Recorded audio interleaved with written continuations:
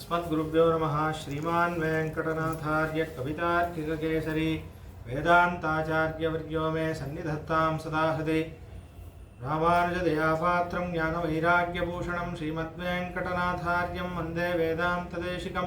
लक्ष्मीनाथसमारम्भां नाथयामुनमध्यमामस्मदाचार्यपर्यन्तां वन्दे गुरुपरम्परां। यो नित्यमच्युतपदाम्बुजयुग्मरुक्म व्यामोहतस्तराणि तृणाय मेने अस्मद्गुरोर्भगवतोस्य दैकसिन्धोः रामानुजस्य चरणौ शरणं प्रपद्ये। मातापिता युवतयस्तनया विभूतिः सर्वं यदेव नियमेन मदन्वयानाम् आद्यश्च न कुलपतेर्वकुलाभिरामं श्रीमत्तदङ्घ्रियुगलं प्रणमामि मूर्ध्ना। भूतं सरश्च महदाह्वयपट्टनाथ श्रीभक्तिसारकुलशेखरयोगिवाहान् भक्ताङ्घ्रिरेणुपरकाले यतीन्द्रमिश्रान् श्रीमत्पराङ्कुशमुनिं प्रणतोऽस्मि नित्यम्। पितामहस्यापि पितामहाय प्राचेतसादेशफलप्रदाय श्रीभाष्यकारोत्तमदेशिकाय श्रीशैलपूर्णाय नमो नमस्ताते। कूजन्तं राम रामेति मधुरं मधुराक्षरम् आरुह्य कविताशाखां वन्दे वाल्मीकिकोकिलं। वाल्मीकेर्मुनिसिंहस्य कवितावनचारिणः शृण्वन् रामकथानाथं को न याति पराङ्गतिम्। यप्पिबन्ध सततं रामचरितामृतसागरम् अतृप्तस्तं मुनिं वन्दे प्राचेतसमकल्मषम्। गोष्पदीकृतवाराशिं मशकीकृतराक्षसं रामायणमहामालारत्नं वन्दे अनिलात्मजम्। अञ्जनानन्दनं वीरं जानकीशोकनाशनं कपीशमक्षहन्तारं वन्दे लङ्काभयङ्करम्। मनोजवं मारुततुल्यवेगं जितेन्द्रियं बुद्धिमतां वरिष्ठं वातात्मजं वानरयूथमुख्यं श्रीरामदूतं शिरसा नमामि। उल्लङ्घ्य सिन्धो सलिलं सलीलं यशोकवह्निं जनकात्मजायाः आदाय तेनैव ददाह लङ्कां नमामि तं प्राञ्जलिराञ्जनेयम्।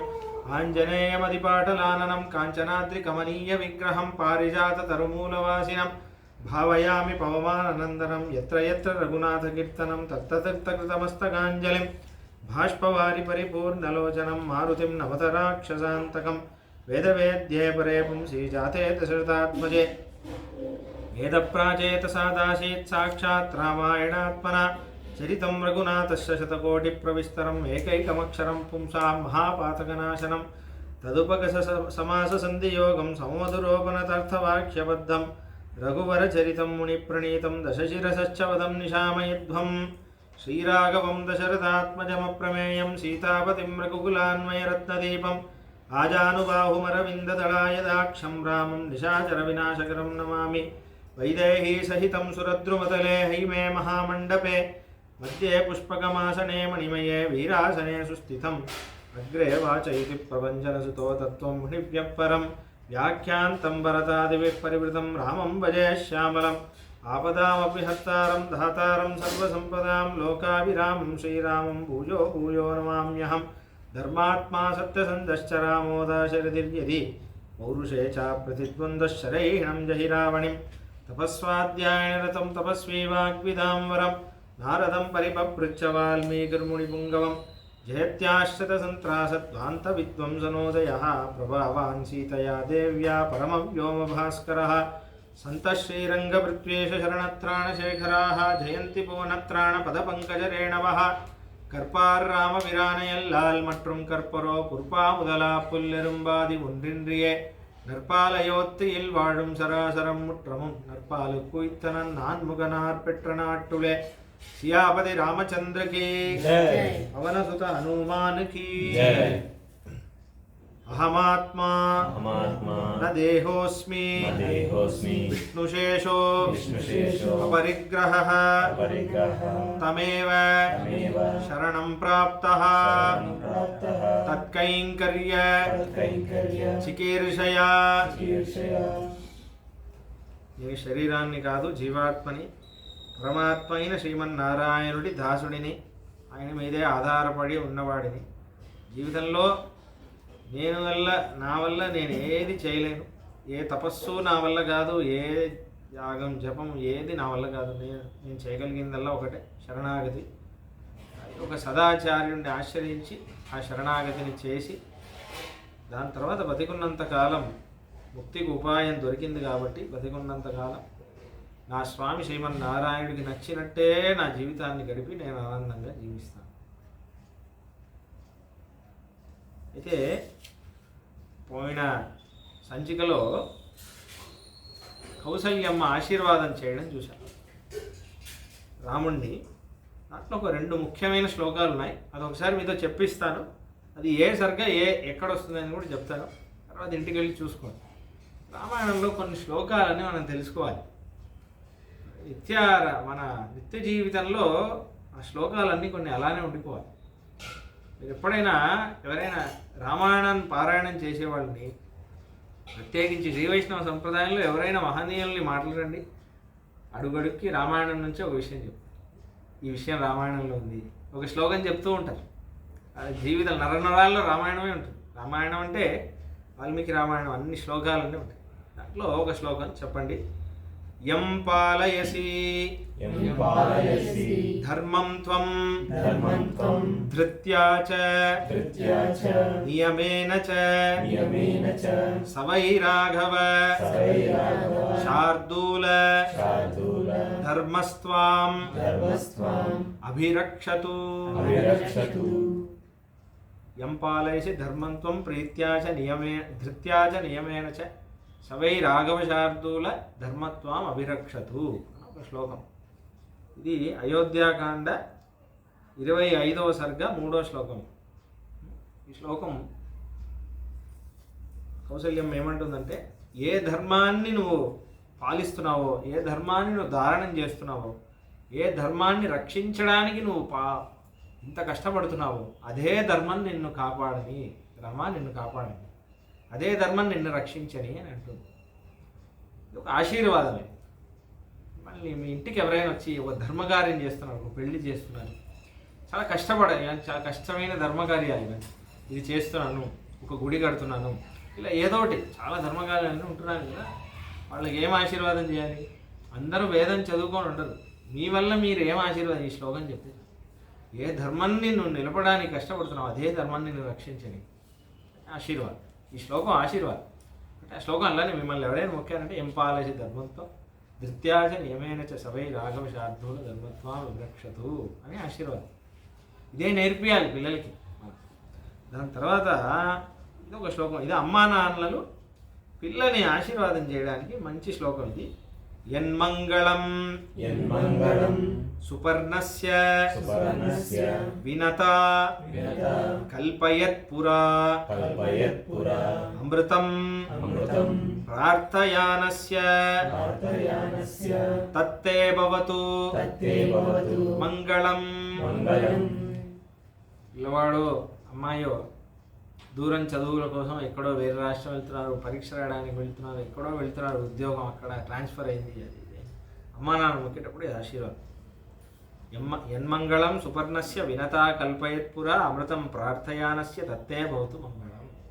ఆ రోజు గరుత్మంతుడు యుద్ధం చేయడానికి బయలుదేరినప్పుడు వాళ్ళ అమ్మ వినత ఎంత ఆశీర్వాదం చేసిందో, ఆశీర్వాదం వల్ల గరుత్మంతుడికి ఎంత మంగళం కలిగిందో అదే మంగళం నీకు కలగని అని కౌశల్య తీరుస్తుంది. ఇవి రెండు గుర్తుపెట్టుకొని, ఇది అదే సర్గ 25వ సర్గ అయోధ్యాకాండ 33వ శ్లోకం. అది 3వ శ్లోకం, 33వ శ్లోకం. ఇవి రెండు నేర్చుకోండి. అయితే ఇప్పుడు కథలో ముందుకు వెళ్తాం. కౌసల్యమ్మతో మాట్లాడి కౌసల్యమ్మ ఆశీర్వాదం తీసుకున్న రామచంద్రమూర్తి సీతమ్మ భవనానికి ప్రవేశిస్తున్నాడు. ఇది ఒక అద్భుతమైన సన్నివేశం.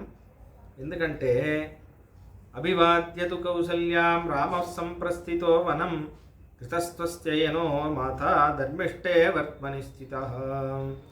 ధర్మిష్ఠుడైన రాముడు ధైర్యంగా ఆనందంగా కౌసల్యమ్మ భవనాన్ని నుంచి బయటకు వచ్చాడు. ఇక్కడ సీతమ్మ పరిస్థితి వేరేలా ఉంది. ఎందుకంటే సీతమ్మ పంపించేటప్పుడు ఎలా పంపించింది మనం చూసాం కదా. తం వై శ్రవణ సంకాశం ఉపవిష్టం స్వలంకృతం భవందే వరదం మంది వినయజ్ఞో వినీతవత్. సుమంత్రుడు రావడం, అది అనుగ్రహించడం అంతా ఒక సరిగ్గా మొత్తం చూసాం. అంత ఆశ్చర్యమైన సేవ సుమంత్రుడికి ఇచ్చారు.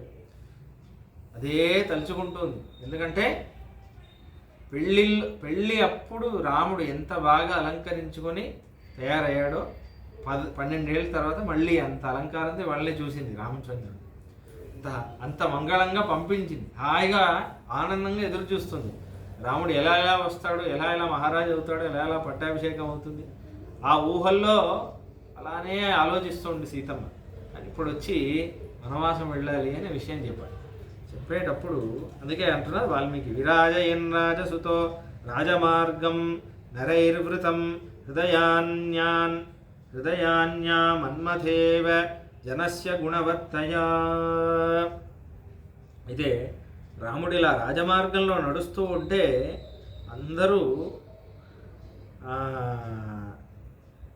అందరికీ తెలిసిపోయింది. ఇప్పుడు వాళ్ళందరూ కొంచెం కష్టపడుతున్నారు, ఇవో రాముడికి వనవాసమా అని. అలానే రాముడు వాళ్ళ వైపు చూడకుండా నడుచుకొని వెళ్తున్నాడు. అంటే చూస్తే వాళ్ళకి దుఃఖం ఎక్కువ అవుతుంది, అందుకని అలానే నడుచుకుంటూ వెళ్ళిపోతున్నాడు. వైదేహి చాపి తత్సర్వం నశుర్షావ తపస్విని. సీతమ్మకి తెలియదంట, ఇంకా తెలియదు పాపం. ఎందుకంటే ఎలా చెప్తారు, ఎవరు వెళ్ళి ధైర్యంగా చెప్పగలరు సీతమ్మ ఇలా అయిందండి, అది రాముడు చెప్తేనే బాగుంటుంది. కాబట్టి ఎలా చెప్పాలో తెలియట్లేదు, అందరికీ బాధ. కాబట్టి అటువంటి ఒక విషయం. తదేవ హృది తస్యాశ్చ. ఇంకోటి ఏంటంటే ఇంగితజ్ఞాశ్చ కౌశలాహ అని వచనమే ఉంది. కోసల దేశంలో ఉన్న వాళ్ళందరూ ఇంగితం తెలిసిన వాళ్ళు, ఎవరితో ఎలా మాట్లాడాలి, ఏం మాట్లాడాలి, మనం మాట్లాడొచ్చా వద్దా, ఇది నేను చెప్పొచ్చా, అన్నీ అందరికీ తెలుసు. ఎప్పుడు ఏది మాట్లాడాలి అన్నీ వాళ్ళకి, అవన్నీ ఆ విషయాలన్నీ. ఎందుకంటే అందరూ ధర్మిష్ఠులు కాబట్టి అందరికీ ఆ విషయాలన్నీ తెలుసు. ఎవరు టపక్ మన వెళ్ళి చెప్పారు. కొంతమంది ఇంటి నుంచే ఒకడు అలా ఆనందంగా ఇంట్లో రాగానే వాడు ఏదో టీవీలో ఎవడో మినిస్టర్ చచ్చిపోయాడని ఏదో టపక్కుమని అదే చెప్తాడు, గుండె బద్దలవుతుంది. మళ్ళీ జాగ్రత్తగా చెప్పాలి, ఏదైతే ఎలా చెప్పాలి అదంతా ఉంది. కొంతమందికి చెప్పకూడదు విషయాలు. గుడిలో అర్చకులకి చావు కబుర్లు అని చెప్పకూడదు, చాలా విషయాలు ఉన్నాయి. ఒక పెళ్లి జరిగేటప్పుడు అవన్నీ చెప్పకూడదు, ఇవన్నీ అన్నీ ఉన్నాయి. కాబట్టి ఒక మీ ఇంట్లోనే ఒక తద్దినమో ఏదో అవుతుంది అనుకోండి, అప్పుడు వేరే వాళ్ళ ఇంట్లో జరిగిందంతా చెప్పకూడదు అక్కడ. ఎందుకంటే వాళ్ళకి బంధువులు అయి ఉంటే ఇది ఆగిపోతుంది. చాలా విషయాలు ఇంగితం, అన్నీ మాట్లాడకూడదు. సత్యమే చెప్పాలి, కరెక్టే, కానీ ఎప్పుడు చెప్పాలి, ఎలా చెప్పాలి, చాలా అన్నీ ఇంగితం, బేసిక్. దీన్నే కామన్ సెన్స్ అంటారు. కాబట్టి అది చాలా కష్టం, అందరికీ రాదు. కామన్ సెన్స్లో కామన్ వర్డ్ ఉంది కదా అని అందరికీ వస్తుంది అని కాదు, చాలా కొంతమందికి వస్తుంది.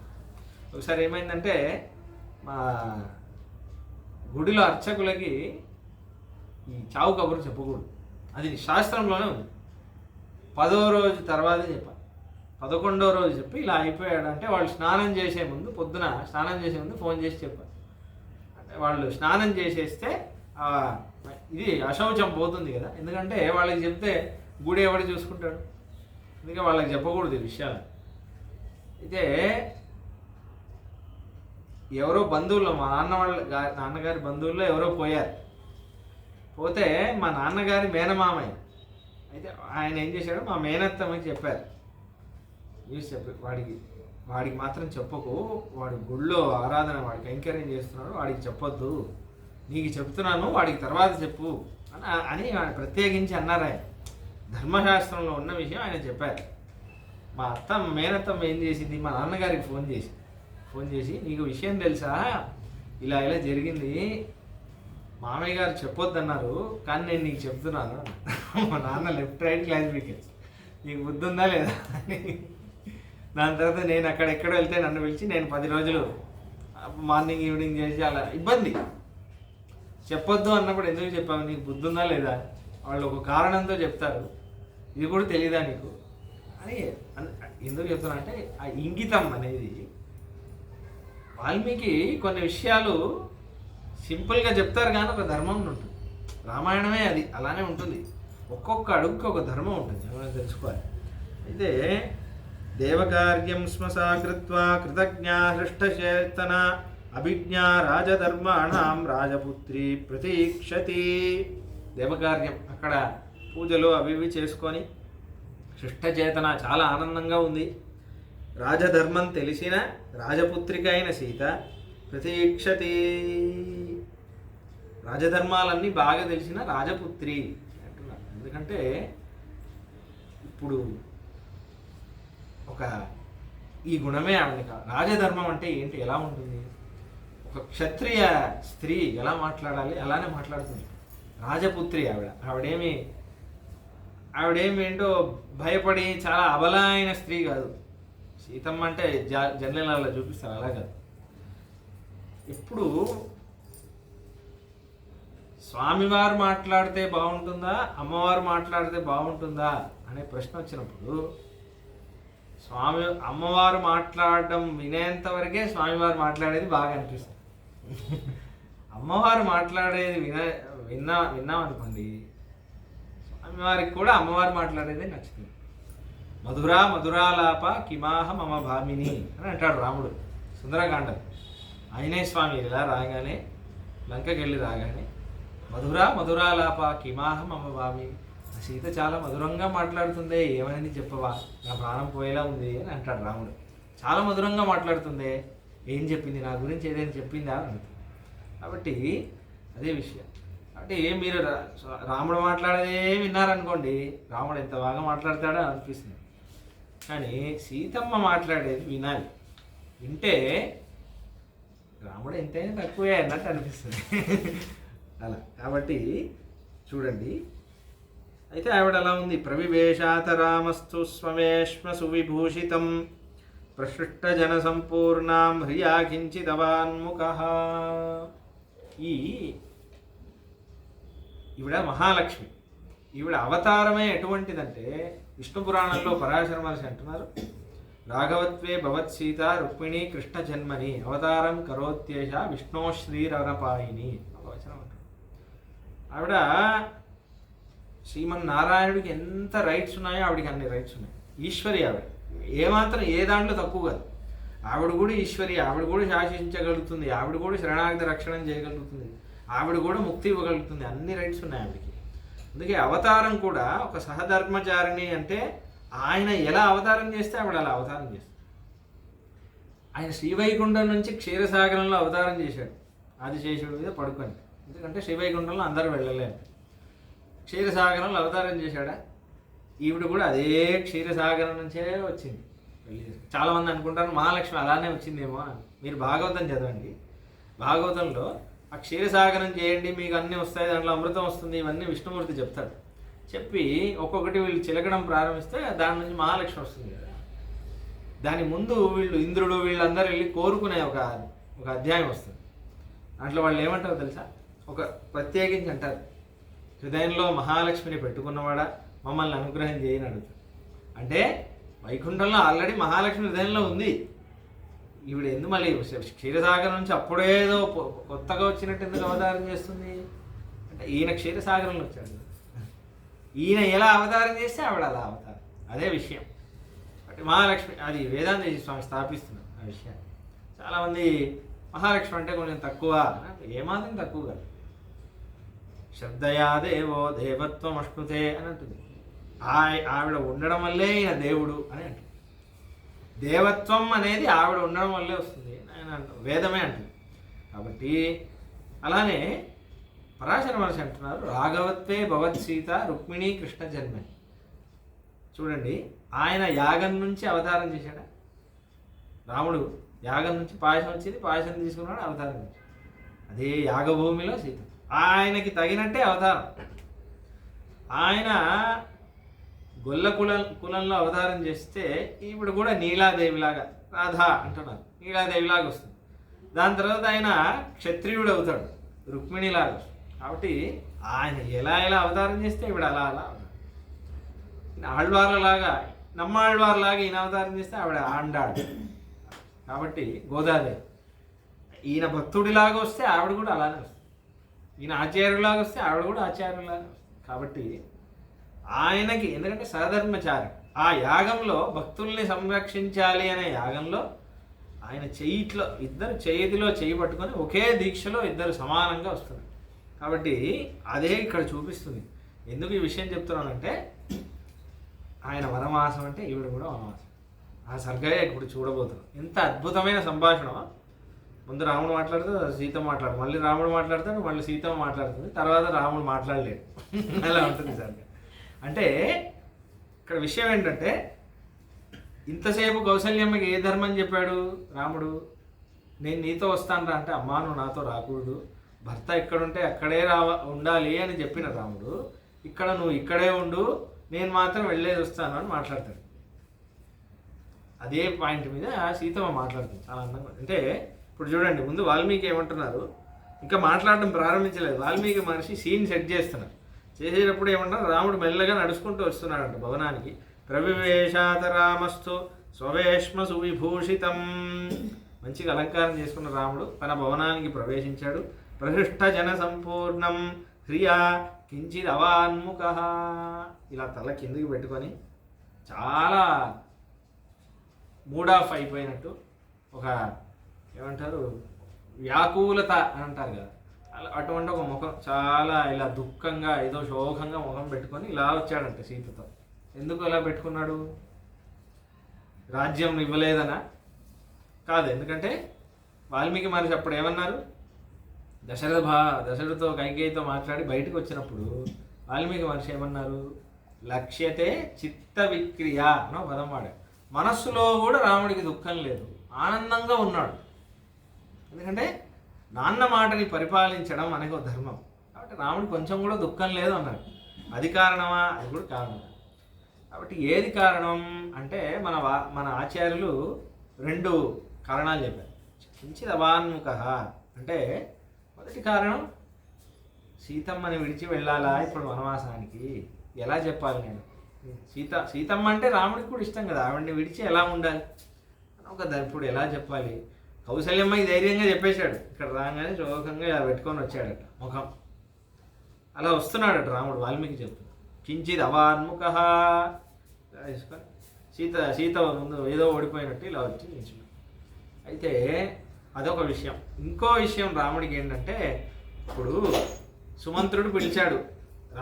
సీతారాములు మాట్లాడుకున్నప్పుడు సుమంత్రుడు పిలిచాడు. పిలిచేమన్నాడు, అయ్యా దశరథ భవనంలో కైకమ్మ దశరథులు ఉన్నారు, ఇద్దరు మిమ్మల్ని పిలుస్తున్నారు. ఇప్పుడు దశరథుడు ఎక్కడున్నాడు? కైకమ్మ గదిలో ఉన్నాడు. అయితే పిలిచింది ఎవరు? కైకమ్మ పిలిచింది. ఇప్పుడు రాముడు రిటర్న్ వచ్చి ముఖం దుఃఖంగా ఉందనుకోండి, ఏదో జరిగింది.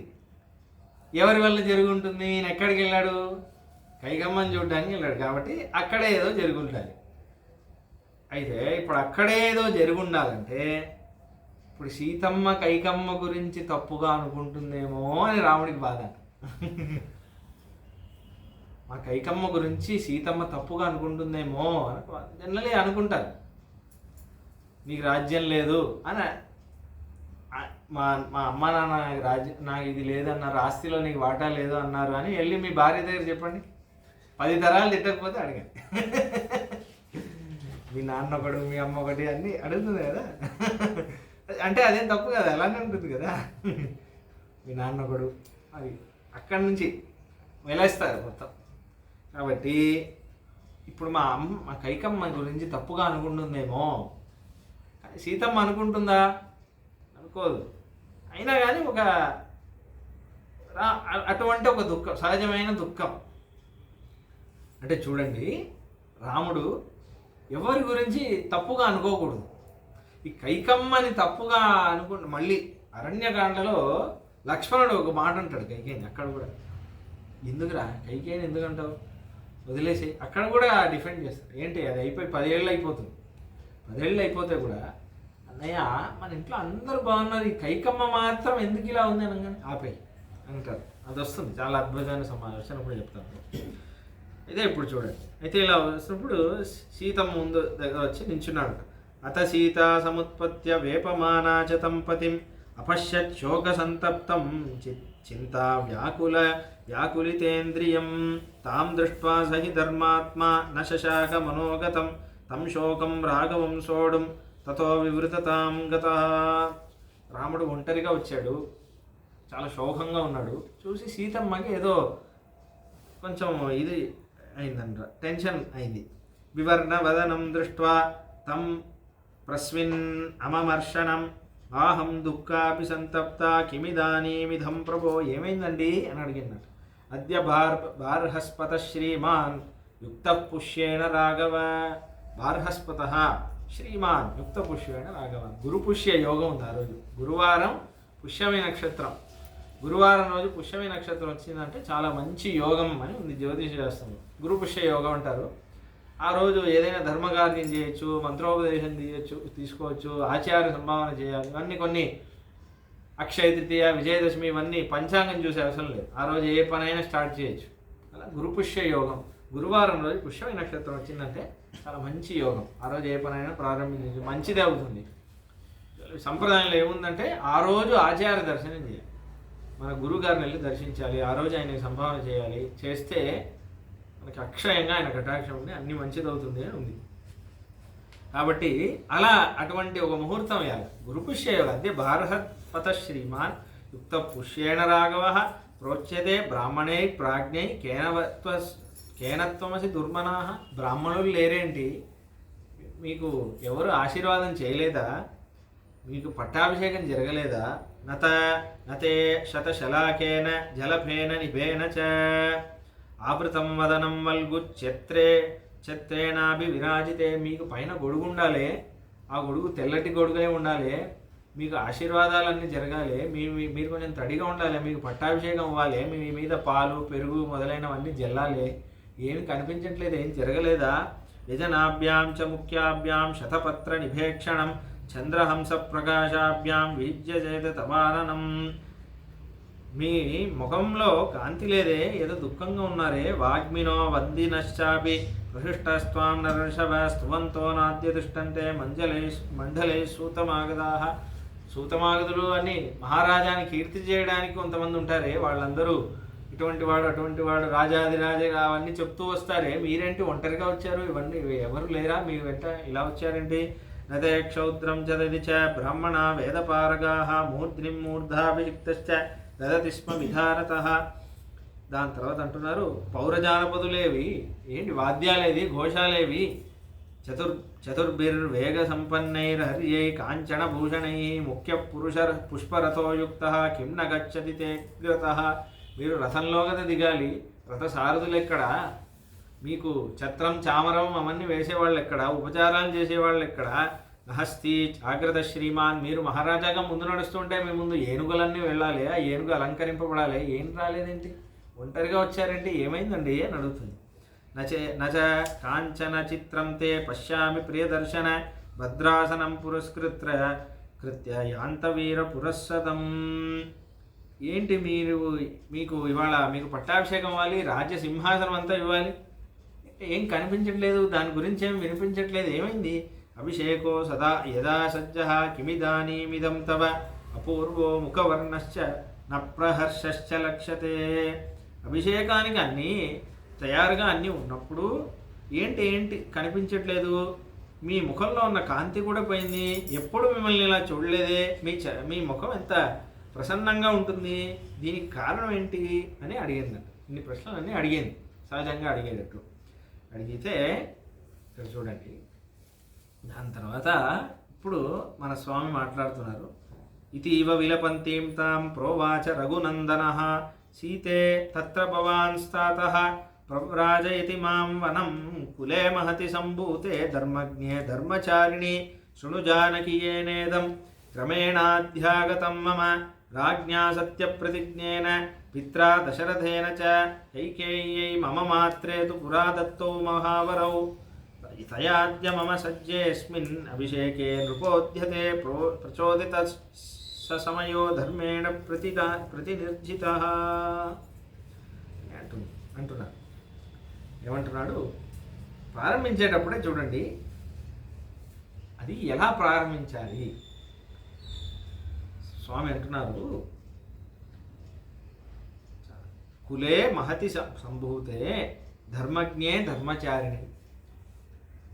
ఓ సీత, ఎంతో మహత్తరమైన కులంలో పుట్టిన దానివి నువ్వు, ధర్మజ్ఞురాలివి, ధర్మచారిణివి, నాకు సహధర్మచారిణివి, ప్రతి అనుక్షణం నాతో ధర్మాన్ని చేయడంలో, ధర్మాన్ని పట్టుకోవడంలో, నాతో పరిపాలన చేయడంలో నాకు చాలా సహాయకురాలుగా ఉంటున్నావు, ధర్మజ్ఞురాలివి నువ్వు. కాబట్టి నీకో విషయం చెప్తాను చూడు. ఏమైందంటే నన్ను వనవాసం వెళ్ళవని నాన్న దశరథ మహారాజు యొక్క ఆజ్ఞమ్మ. అమ్మ కైకేయమ్మకి నాన్న ఇంతకుముందు 2 వరాలు ఇచ్చారు. వరం ప్రకారంగా అమ్మ ఇవాళ ఇలా అడిగింది, నన్ను వనవాసం వెళ్ళమని చెప్పింది. అందుకని నాన్న ఇలా నన్ను పంపిస్తున్నారు. కాబట్టి అందుకే నా పట్టాభిషేకం ఆగిపోయింది.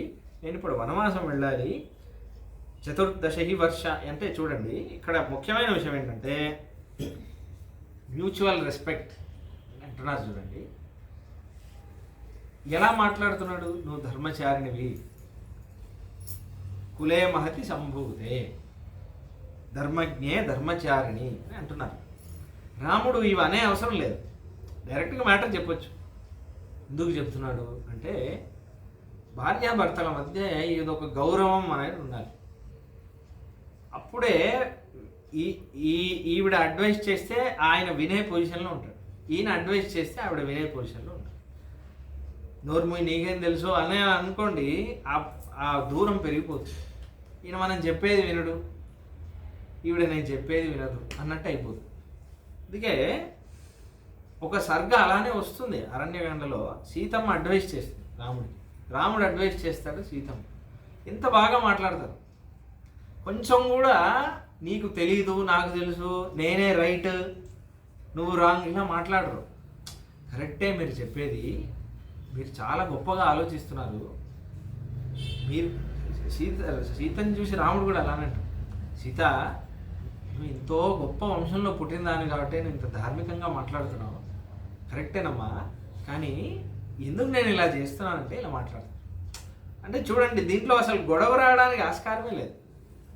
ఎందుకంటే అదే ఒక బంధుత్వంలో ఆ మర్యాద అనేది కాపాడాలి. ఆ మర్యాద ఉందనుకోండి అన్నీ బాగుంటుంది.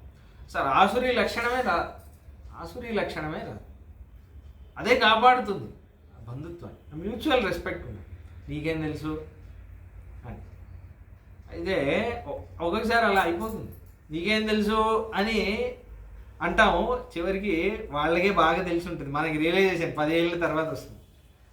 కరెక్టే అప్పుడే చెప్పాను నేనే వినలేదు అనే రియలైజేషన్ వస్తుంది. కాబట్టి అది ఆ స్థానం మనమే మెయింటైన్ చేసుకోవాలి. అన్నిటినీ మనం ఇప్పుడు ఈ రావణుడు అలానే, వాలి అలానే ఉంటాడు. అది వాళ్ళని చూపిస్తారు. తార అడ్వైస్ చేస్తుంది, వాలి వినడు, సరే అంటాడు కానీ వాడు చేస్తాడు. ఈ రావణుడు అది కూడా వినడు, అసలు పట్టించుకోడు. మందోదరి చెప్పింది ఏం పట్టించుకోడు. శవం ముందు ఏడుస్తుంది, ఎంత చెప్పానే వద్దు వద్దు అని బతిమాలానే, ఒకసారి విన్నావా అని ఏడుస్తుంది. అది ఎందుకంటే ఆ గౌరవం ఇవ్వలేదు వాళ్ళు. వీళ్ళకి చెప్పడం అది ఎందుకంటే తర్వాత వెనకాల ఏమంటారు ఆడవాళ్ళు, మా ఆయన ఒక మెంటల్ కేసు అండి చెప్పేది వినడు అంటారు. ఆవిడ అంతే అండి, ఆవిడ ఒక దయ్యం అని ఈయన అంటాడు.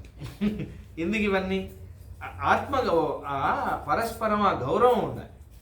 అది భర్త దగ్గర ఈగో, భార్య దగ్గర ఈగో, ఇవన్నీ ఇప్పుడంతా విడిపోవడానికి కారణం ఇదే ముఖ్యంగా. ఎందుకంటే ఆ మర్యాద అనేది లేదు. రామాయణంలో చాలా కీలకమైన విషయం. దాంపత్య ధర్మంలో ఆ గౌరవం, పరస్పరం ఆ గౌరవం లేదనుకోండి వినాశానికి దారితీస్తుంది.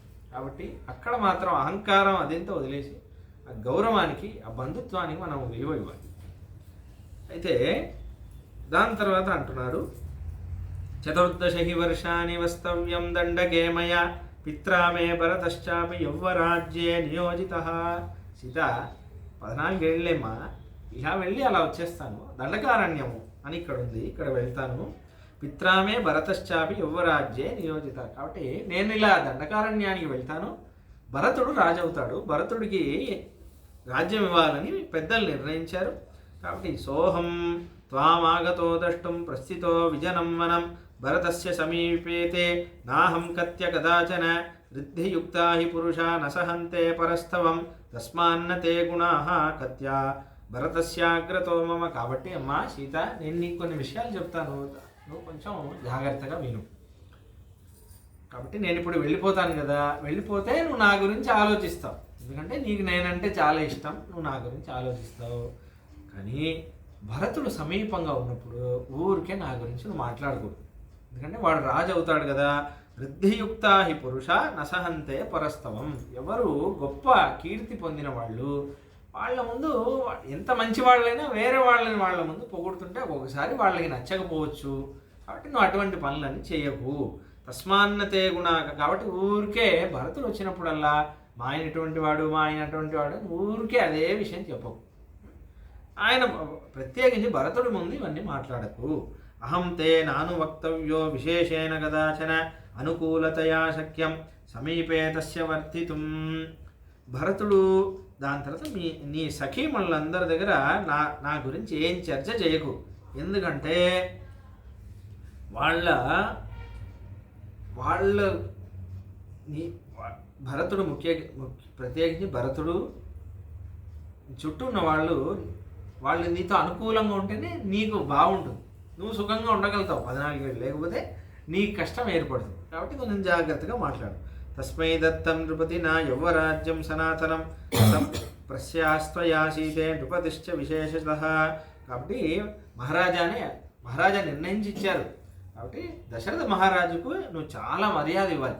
మా ఆయన దగ్గర ఎందుకు ఇలా అన్యాయం చేశారు అలా లేదు అని మాట్లాడకూడదు అని చెప్పట్లేదు.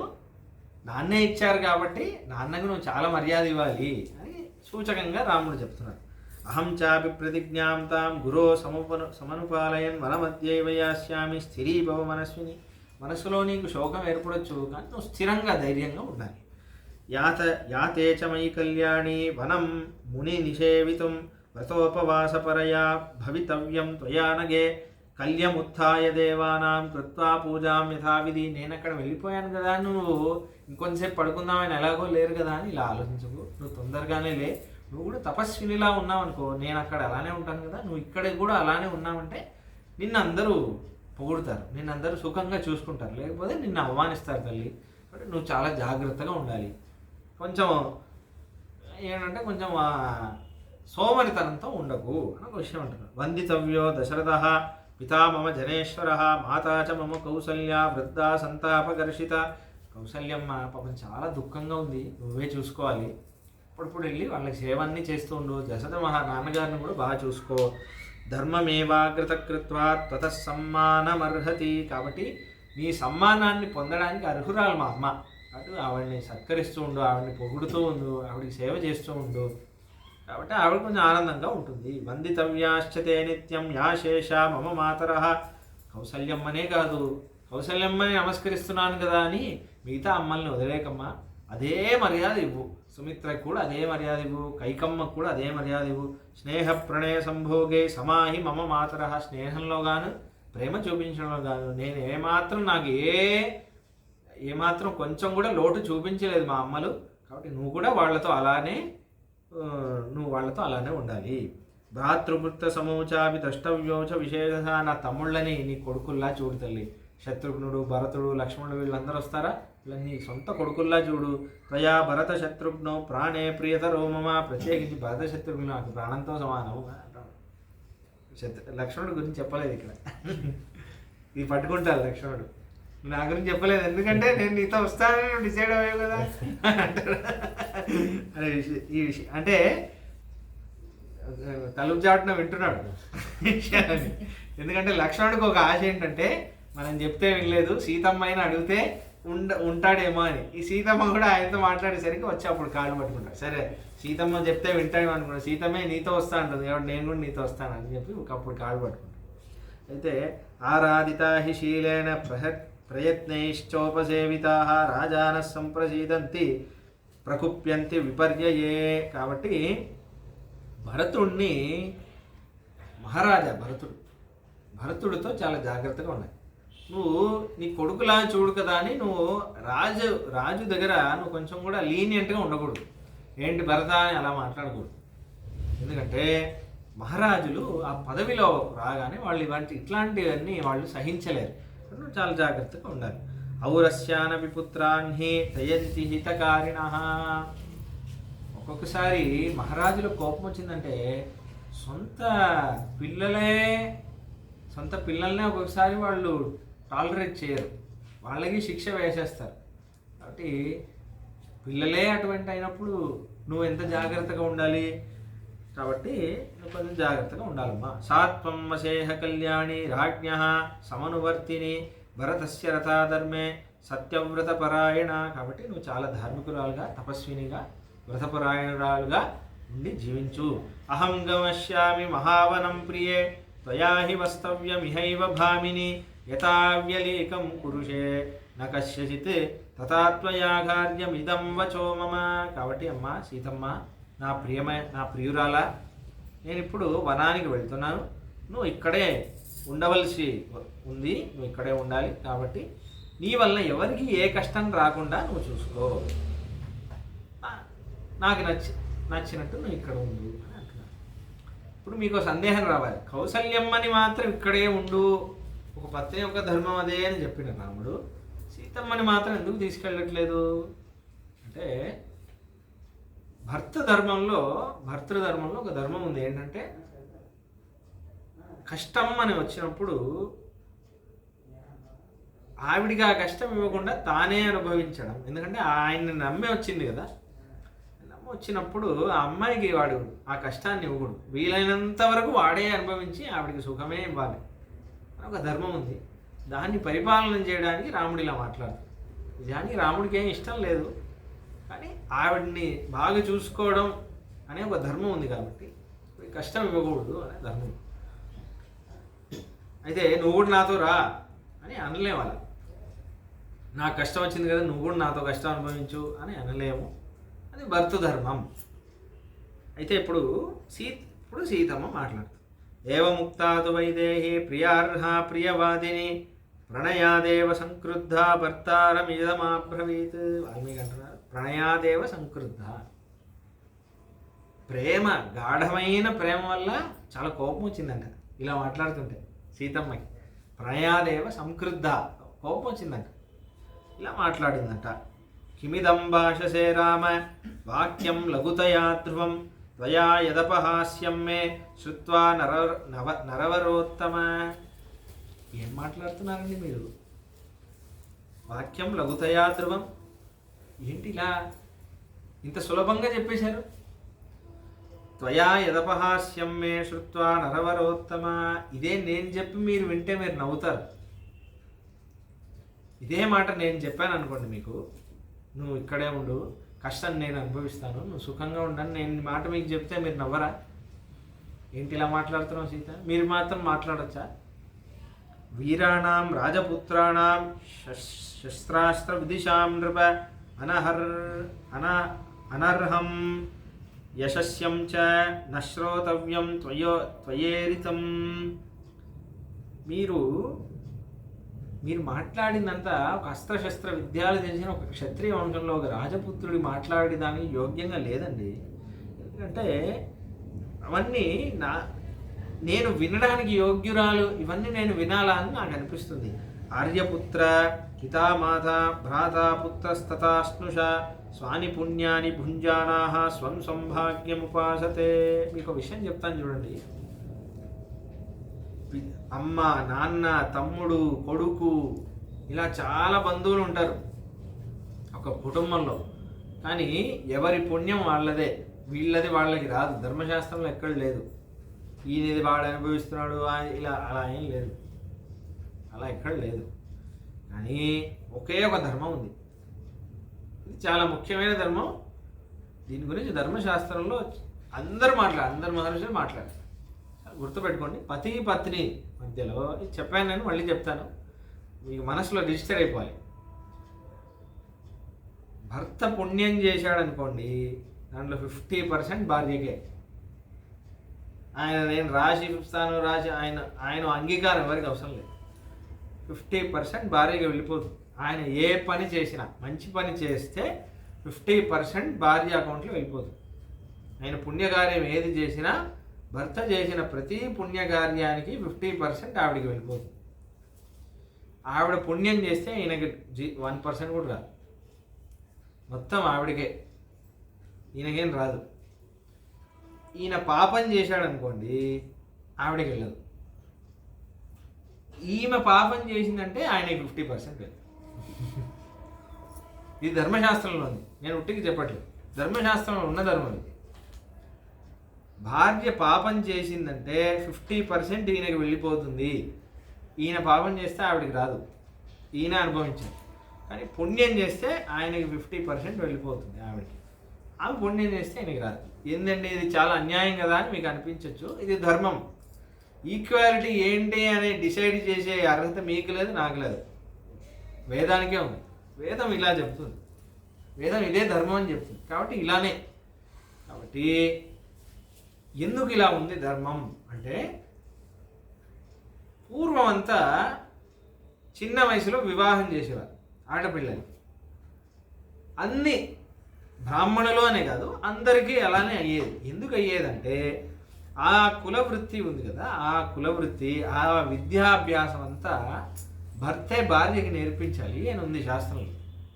చిన్న వయసులో 9 ఏళ్ళు 10 ఏళ్ళలో పెళ్లి చేసేస్తారు.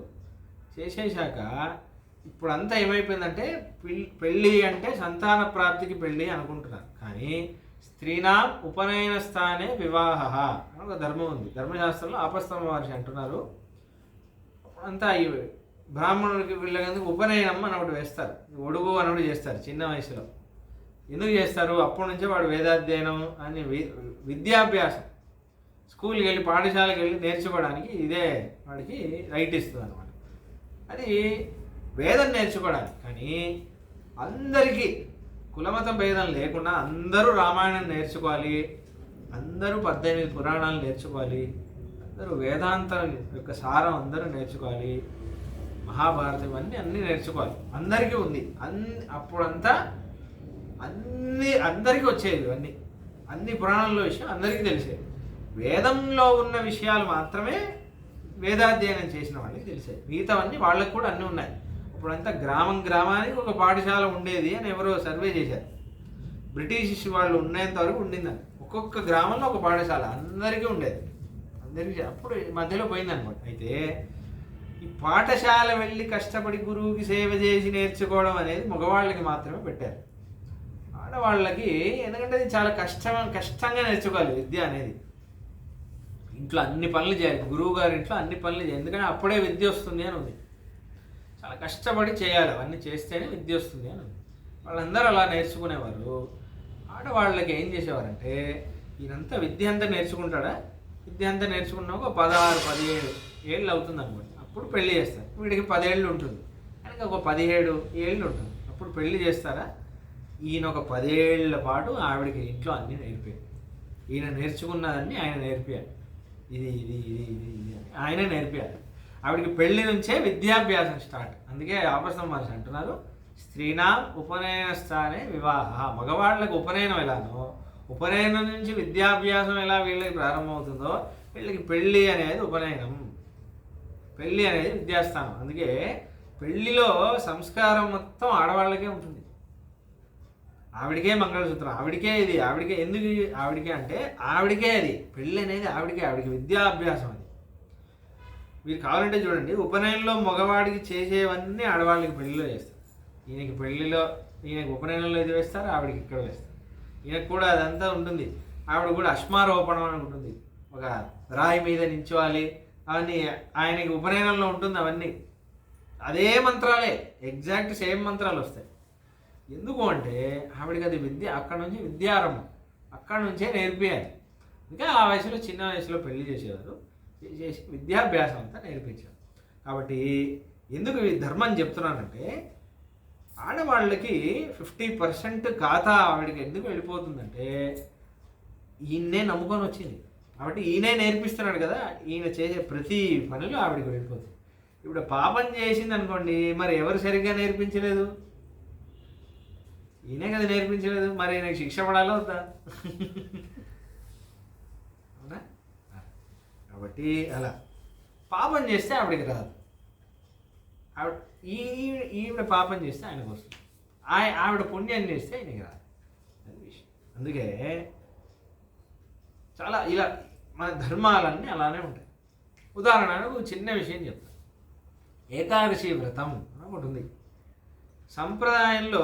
ఇప్పుడంతా ఆడవాళ్లే చేస్తున్నారు వ్రతాలన్నీ, కానీ ఆడవాళ్ళకి ఉపవాసం చేయాలి అని ఎక్కడ లేదు, ఒక్క వ్రతం కూడా లేదు,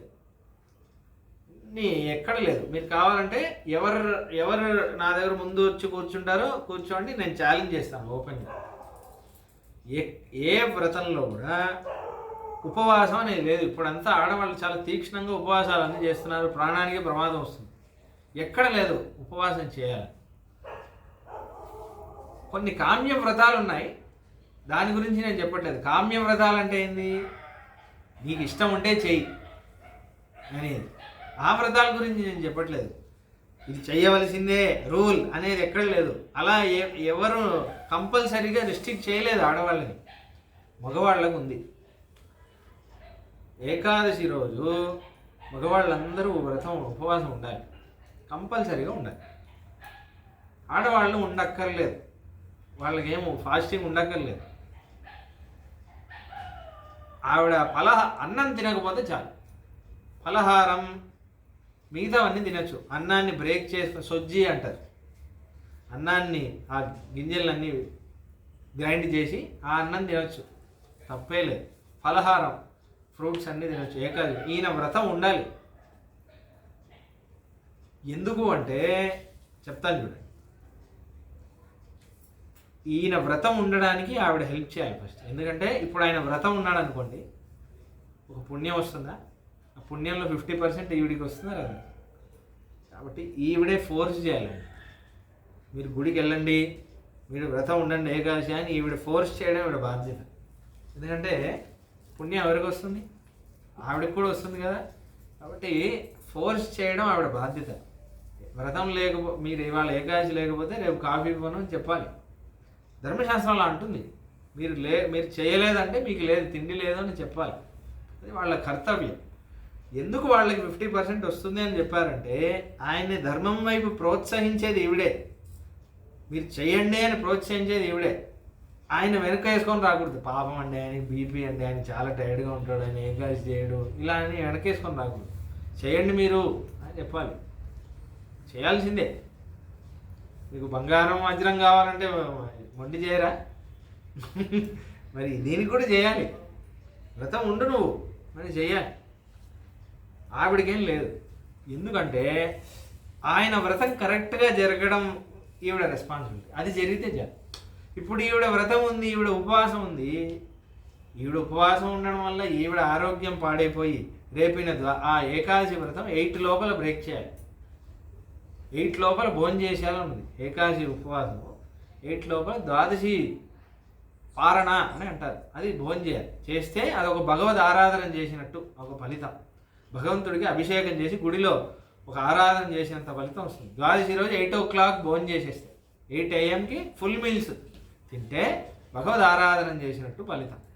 కాబట్టి ఇప్పుడు ఆ వ్రతం బ్రేక్ చేయాలి, ఆయనకి అవన్నీ బ్రేక్ చేసి కరెక్ట్గా హెల్ప్ చేయాలి కదా.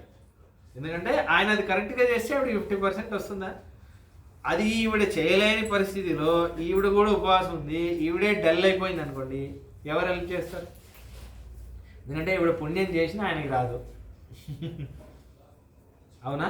ఆయన పుణ్యం చేసి 50% వస్తుంది. ఇప్పుడు ఈవిడ పాపం చేసిందంటే 50%. ఇప్పుడు ఆయన పుణ్యం చేద్దాం అనుకునే వాడికి పాపం కూడా వస్తుంది. అందుకే ఏమన్నారు, ఏకాదశి రోజు నువ్వు వ్రతం ఉండే అవసరం లేదు అన్నారు మన సంప్రదాయంలో. అందుకే ఏకాదశి రోజు ఆడవాళ్ళకి ఉపవాసం లేదు, మంచిగా తినొచ్చు. ఉపవాసం ఉండాలి అనుకుంటే ఈ ఆయనకి సపోర్ట్, ఆయన ఆ వ్రతాన్ని ఆయన చేస్తున్నాడు కాబట్టి ఆ వ్రతాన్ని ఆయన హెల్ప్ చేయడంలో మీ కాంట్రిబ్యూషన్ తగ్గకుండా మీరు చూసుకోగలుగుతారంటే మీరు ఉపవాసం ఉండొచ్చు. ఇది విషయం. చాలామంది నన్ను ఈ ప్రశ్న అడుగుతుంటారు. నార్త్ ఇండియాలో కడవా చౌత్ అని కూడా చేస్తారు, కొంతమంది వట సావిత్రి వ్రతం అని చేస్తారు ఇక్కడంతా, కొంతమంది వరలక్ష్మి వ్రతం అని చేస్తారు, కొంతమంది తమిళనాడులో కారడయాన్ నోంబు అని అంటారు. అదొక సావిత్రి వ్రతమే, సచీదేవి చేసింది ఆ వ్రతం ఇంద్రుడి కోసం. ఆ వ్రతం తమిళనాడులో చేస్తారు. ఇలా ఒక్కొక్క ప్రాంతంలో ఒక్కొక్క వ్రతం ఉంది. ఆడవాళ్ళు రోజంతా భోజనం చేయకుండా మా భర్త బాగుండాలి, భర్త సౌభాగ్యవంతుడిగా ఉండాలని వ్రతం చేస్తారు. చాలామంది అడుగుతారు, చాలా సహజంగా వచ్చే ప్రశ్నే. ఏం ప్రశ్న అంటే, ఏంటి వ్రతం అంతా మాకేనా? ఆయన బాగుండాలని మేము వ్రతం చేయాలి కానీ ఆయన ఏం చేయడం మా కోసం అన్న ప్రశ్న వస్తుంది. అందరికీ సహజమైన ప్రశ్నే. కానీ దానికి ఆన్సర్ ఏంటంటే, ఆయన 24 ఏకాదశులు మీకోసం ఆయన ఉంటున్నాడు. దానికి అయ్యో ఆయన 24 ఏకాదశులు నా కోసం ఉంటున్నాడే, నేను బదులుగా సంవత్సరంలో ఒకసారి ఆయన కోసం ఉంటాను అనేదే. అందుకోసం పెట్టారు, వీళ్ళ తృప్తి కోసం. అది ఒక ప్రేమ వల్ల. అయ్యో ఎప్పుడు ఆయన నా కోసం. ముందంతా భర్తలు అంత మంచి వాళ్ళగా ఉండే కాలంలో అప్పుడు వాళ్ళు 24 ఏకాదశులు ఉన్నప్పుడు అయ్యో మా భర్త మా ఆయన నా కోసం ఇంత కష్టపడుతున్నారు, ప్రతి ఏకాదశి ఉంటున్నారే, నేను కూడా బదులుగా ఒక్క సంవత్సరంలో ఒక్కసారైనా నేను ఉంటే బాగుంటుంది కదా అని అందుకోసం ఈ కామ్య వ్రతాలని పెట్టుకున్నాను. కానీ ఇవన్నీ ఎక్కడ కంపల్సరీ ఏం లేదు, ఇవన్నీ చేయాలి అని అందుకోసం చేశాను. కాబట్టి మీరు మా భార్య మా కోసం చేస్తుంది అంటే నువ్వు ఫస్ట్ 24 సార్లు చేయి, అప్పుడు మీ భార్యని అడుగు. ధర్మం తెలుసుకోవాలి, ధర్మం తెలుసుకొని కరెక్ట్గా ఆచరించాలి.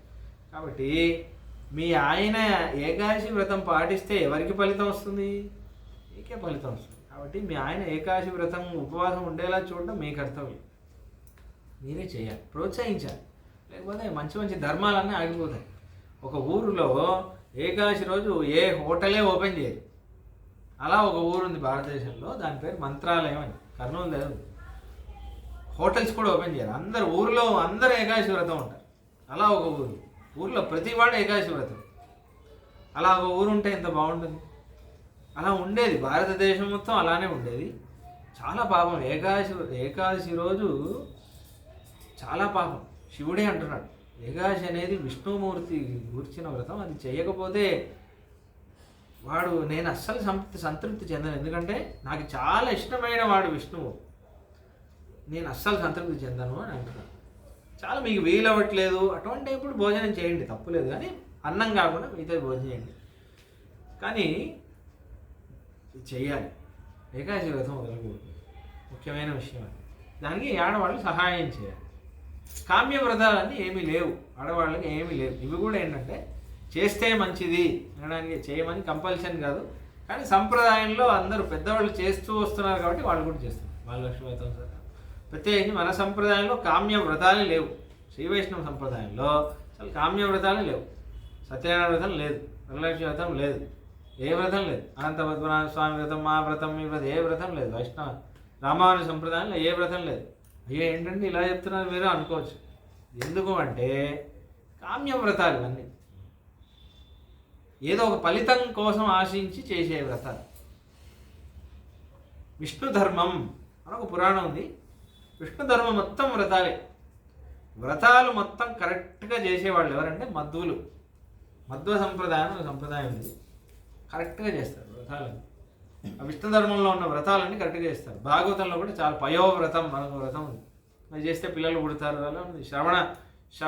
శ్రావణ మాసం పాడ్యం నుంచి ద్వాదశి రోజు పాలే తాగాలి, పాలతోనే అభిషేకం చేయాలి, పాలే దానం చేయాలి.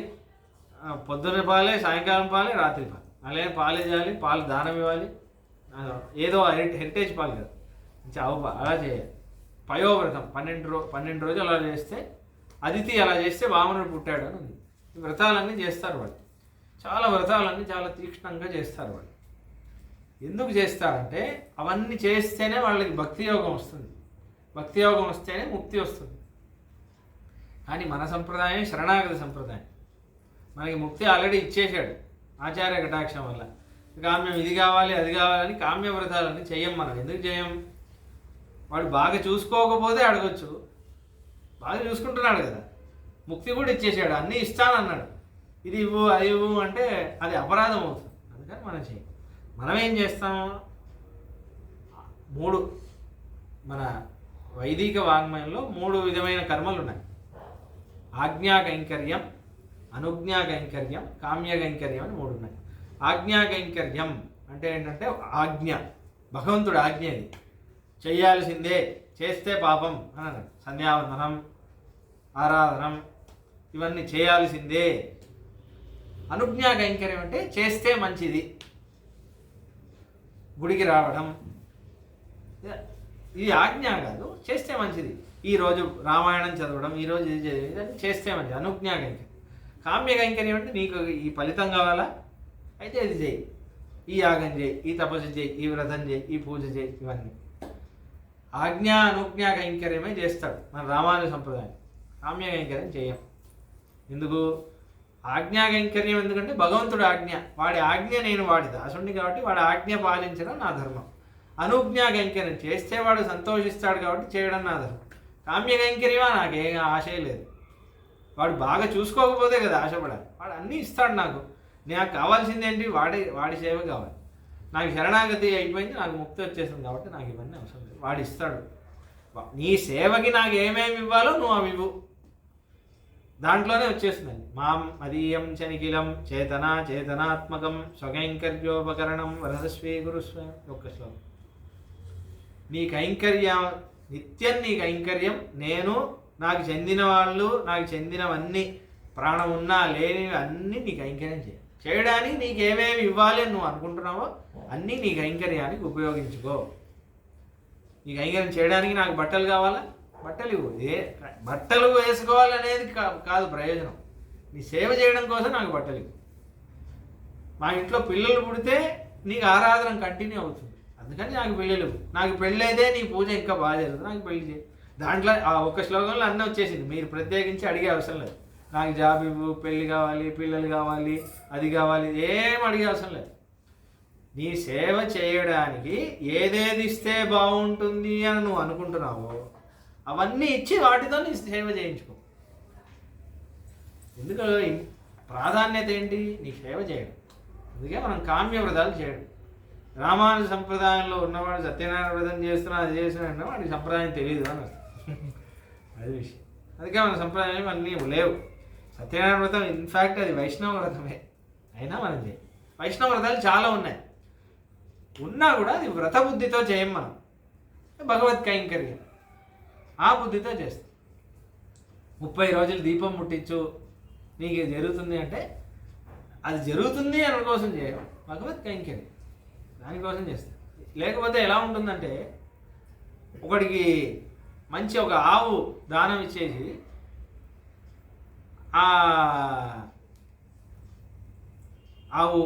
ఆవును బాగా చూసుకుంటున్నావు, ఆవు బాగా చూసుకుంటున్నావు అని 30 రోజులు అడిగాను, నువ్వు వద్దు నీ ఆవు వద్దు అని ఇస్తాడు. అంతేనా? అలానే ఆత్మని సమర్పించేశాం, శరణాగతి అయిపోయింది. ఇది ఇవ్వు, అది ఇవ్వు, అది ఇవ్వు, ఇవ్వు. నమ్మకం లేనప్పుడు ఎందుకు ఇచ్చావు, పెట్టుకో నువ్వే. అది ఒక అపరాధం కదా. నమ్మకం రాలేదు ఇంకా భగవంతుడి మీద మహావిశ్వాసం రాలేదు. అది ఆ నిర్భరత్వం రావాలి. అందుకే నిర్భయోస్మి అంటారు. నీకు సమర్పించేది ఇంకా నాకు ఏం భయం లేదు, ఆ భావన రావాలి. ప్రపన్నుడి శరణాగతుడికి మన సంప్రదాయం లేదు. సరే, ఇక్కడ వద్దాం. అయితే ఇక్కడ సీతమ్మ ఏమంటుందంటే మీకు ఫస్ట్ టైం కదా, లేట్ అవుతుంది చూడండి, మీ అది చూసుకొని ఇంకా అవుతుంది, ఇంకా 20 నిమిషాలు అవుతుంది. ఉంటారంటే ఉండండి, తనిమి కొడుతున్నాను అనుకో. ఆర్యపుత్ర అయితే ఆవిడంటుంది, అమ్మ, నాన్న, తమ్ముడు, అక్క, చెల్లి వీళ్ళందరూ ఉన్నారే, వీళ్ళ కర్మ ఫలితం ఎవరికైనా వస్తుందా? ఎవరికి రాదు. కానీ చూడండి, కానీ ఏమండి మీకు తెలియని ధర్మం ఏముంది? భర్తుర్భాగ్యం తు నార్యేక ప్రాప్నోతి పురుషర్షభ. కానీ చూడండి, అదే శాస్త్రం ఏమంటుంది? భర్త యొక్క భాగ్యం మాత్రం భార్యకు వస్తుంది అంటుంది. కాబట్టి మీకు అని ఒక వనవాసం చెప్తే మీకు మాత్రం కాదు, రామా వనవాసానికి వెళ్ళు అంటే సరే నేను మాత్రం వెళ్తాను కాదు, మీరు వెళ్ళాలి అంటే నాతో పాటు మీరు వెళ్ళాలని అర్థం. నా గురించి చెప్పా, సీతని కూడా తీసుకెళ్ళు అని చెప్పే అవసరం లేదు, నేను కూడా ఇంక్లూడెడ్ దాంట్లో. భర్తుర్భాగ్యం తు నార్యేక ప్రాప్నోతి పురుషర్షభ అతశ్చేవాహమాదిష్ట వనే వస్తవ్యమిత్యపి న పితానాత్మజో వాత్మా న మాతాన సఖీజనః ఇహ ప్రేత్య నారీణాం పతిరేకో గతిస్సదా. ఒక ఆడపిల్లకి అమ్మ తోడు రాదు, నాన్న తోడు రాడు, భర్త మిత్రుడు ఎవ్వరు రారు, అన్న, తమ్ముడు, కొడుకు ఎవరు రారు. భర్త వస్తాడు. ఎందుకంటే లైఫ్ లాంగ్ ఉండే ఫ్రెండ్, బెస్ట్ ఫ్రెండ్ ఆయనే. లైఫ్ లాంగ్ ఇంకా ఇప్పుడు మనం ఫ్రెండ్స్ లాగా ఉంటున్నాం. ఆ కాలంలో ఎలా ఉండేది బంధుత్వం చెప్పాను కదా. ఆయన ఒక గురువు, మిత్రుడు, పతి అన్నీ ఆయనే. ఒక జీవితానికి ఒక బంధువు ఆయన, అటువంటి బంధువు. అందుకే అప్పుడు పతియే ప్రత్యక్ష దైవం అటువంటి విషయం. ఎందుకంటే ఆయన గురువు స్థానంలో ఉన్నాడు కాబట్టి ఆయనకు అంత మర్యాద ఇచ్చారు. మీ ఆవిడ మీకు అంత మర్యాదగా ఇవ్వాలంటే మీరు ఆ స్థానంలో ఉండండి. ఎందుకు ఎవరు ఇస్తారు? మీరు ఆ స్థానంలో ఉండకుండా మీకు అటువంటి అర్హత మీకు ఉందా లేదా అని ఆలోచించకుండా మీకు అవన్నీ చేయాలంటే ఎందుకు చేస్తారు? చేయరు. అప్పుడు మీరు అలా లేరనుకోండి, మీరు ఫ్రెండ్లా ఉండండి, వెల్ విషర్లా ఉండండి. ఇప్పుడంతా అలానే ఉంటున్నారు, చాలా బాగుంది, చాలామంది అలానే ఉంటున్నారు. అలానే ఉండాలి, ఒక ఫ్రెండ్స్ లాగా ఉండాలి, అదైనా పర్వాలేదు. నువ్వు పెద్ద నేను పెద్ద అలా ఇలా చూసుకోకుండా నీ నుంచి నాకు గౌరవం కావాలి, ఇదంతా వదిలేసారు. మీరు అలా లేరనుకోండి, ఫ్రెండ్స్ లాగా ఉన్నారు. ఇప్పుడంతా అలానే ఉంటున్నారు, ఈక్వల్ రెస్పెక్ట్. నేను నాకెంత గౌరవం నేను కావాలని కోరుకుంటాను, నీకు నేను అదే గౌరవం ఇస్తాను. ఒక ఇది ఇవ్వాలి, మారాలి, ఆలోచన మారాలి. తరాన్ని మారితే వాళ్ళు సుఖంగా ఉంటారు. చాలామందిని చూస్తున్నారు, చాలా చాలా బాగా చూసుకుంటున్నారు ఆడవాళ్ళు. నాకు చాలా సంతోషంగా ఉంది, అలా చూసుకోవాలి. అయితే ఇహ ప్రేత్యజ నారీనా పతిరేకో గతిస్తుంది. అక్కడ వెళ్ళినా భర్త వస్తాడు, అక్కడ వెళ్ళినా వస్తాడా అని అనుకోవద్దు. ఆ సంబంధం భార్యాభర్త సంబంధం అక్కడ స్వర్గానికి వెళ్ళినా అది ఉంటుంది అని అంటుంది శాస్త్రం. కాబట్టి యదిత్వం ప్రస్థితో దుర్గం వనమధ్యైవ రాఘవ అగ్రతశ్చే గమిష్యామి బృద్ధంతి కుశకంటకాన్. కాబట్టి ఏమండి, మీరు ఇవాళ వనం వెళ్తానని సంకల్పించారా? మీకంటే ముందు నేను వెళ్తాను. అగ్రతస్థే గమిష్యామి, మీకంటే ముందు నేను వెళ్తాను. మీరు చేసేది ఒక ధర్మకార్యం కదా, ఆ ధర్మకార్యంలో మీకు సపోర్ట్ చేయడానికి నేను ఉండాలి కదా. నేను మీ ముందు నడిచి మృద్ధంతి కుశకంటగాన్, మీ కాళ్ళకి, మీరు వనంలో నడుస్తుంటే మీ కాళ్ళకి ముళ్ళులు గుచ్చుకుంటాయి కదండి, నేను నడిస్తే ఆ పాదం మెత్తగా అవుతుంది, దాని తర్వాత మీరు నడవచ్చండి. కాబట్టి నేను మీ ముందు వెళ్తానండి అని అంటున్నాను సీత. అగ్రతస్థే గమిష్యామి మృద్ధంతి కుశకంటకాన్ అని అంటున్నాను. ఈ వేదాంతేశి స్వామికి ఎంత ఇష్టమో ఈ శ్లోకం. పాదుకాశాస్త్రంలో ఈ శ్లోకం అలానే వేసేశారు ఒక శ్లోకంలో. అగ్రతస్థే గమిష్యామి వృద్ధంతి కుశకంటకాన్ ఇది సీతాపి యద్వృత్తం ఏషా అని వస్తుంది.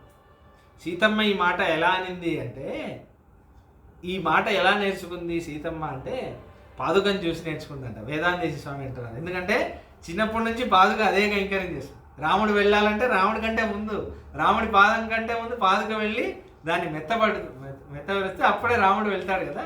ఆ పాదుకని చూసి చూసి చూసి సీతమ్మ ఆ మాట అంటుంది. కాబట్టి ఆ పాదుకని నేను నమస్కరిస్తున్నాను అంటున్నారు వేదాంతేశి. సీతమ్మ ఆ మాట నిందే, సీతమ్మకి నువ్వే కదా నేర్పించావు ఓ పాదుకాదేవి అని అంటున్నాను వేదాంతేశి.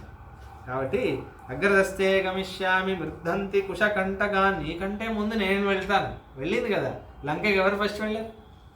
మా సీతమ్మే వెళ్ళింది. మీరు రాముడి సైడ్ ఉంటే ఉండండి, మేమైతే సీత సైడ్, మేమందరం.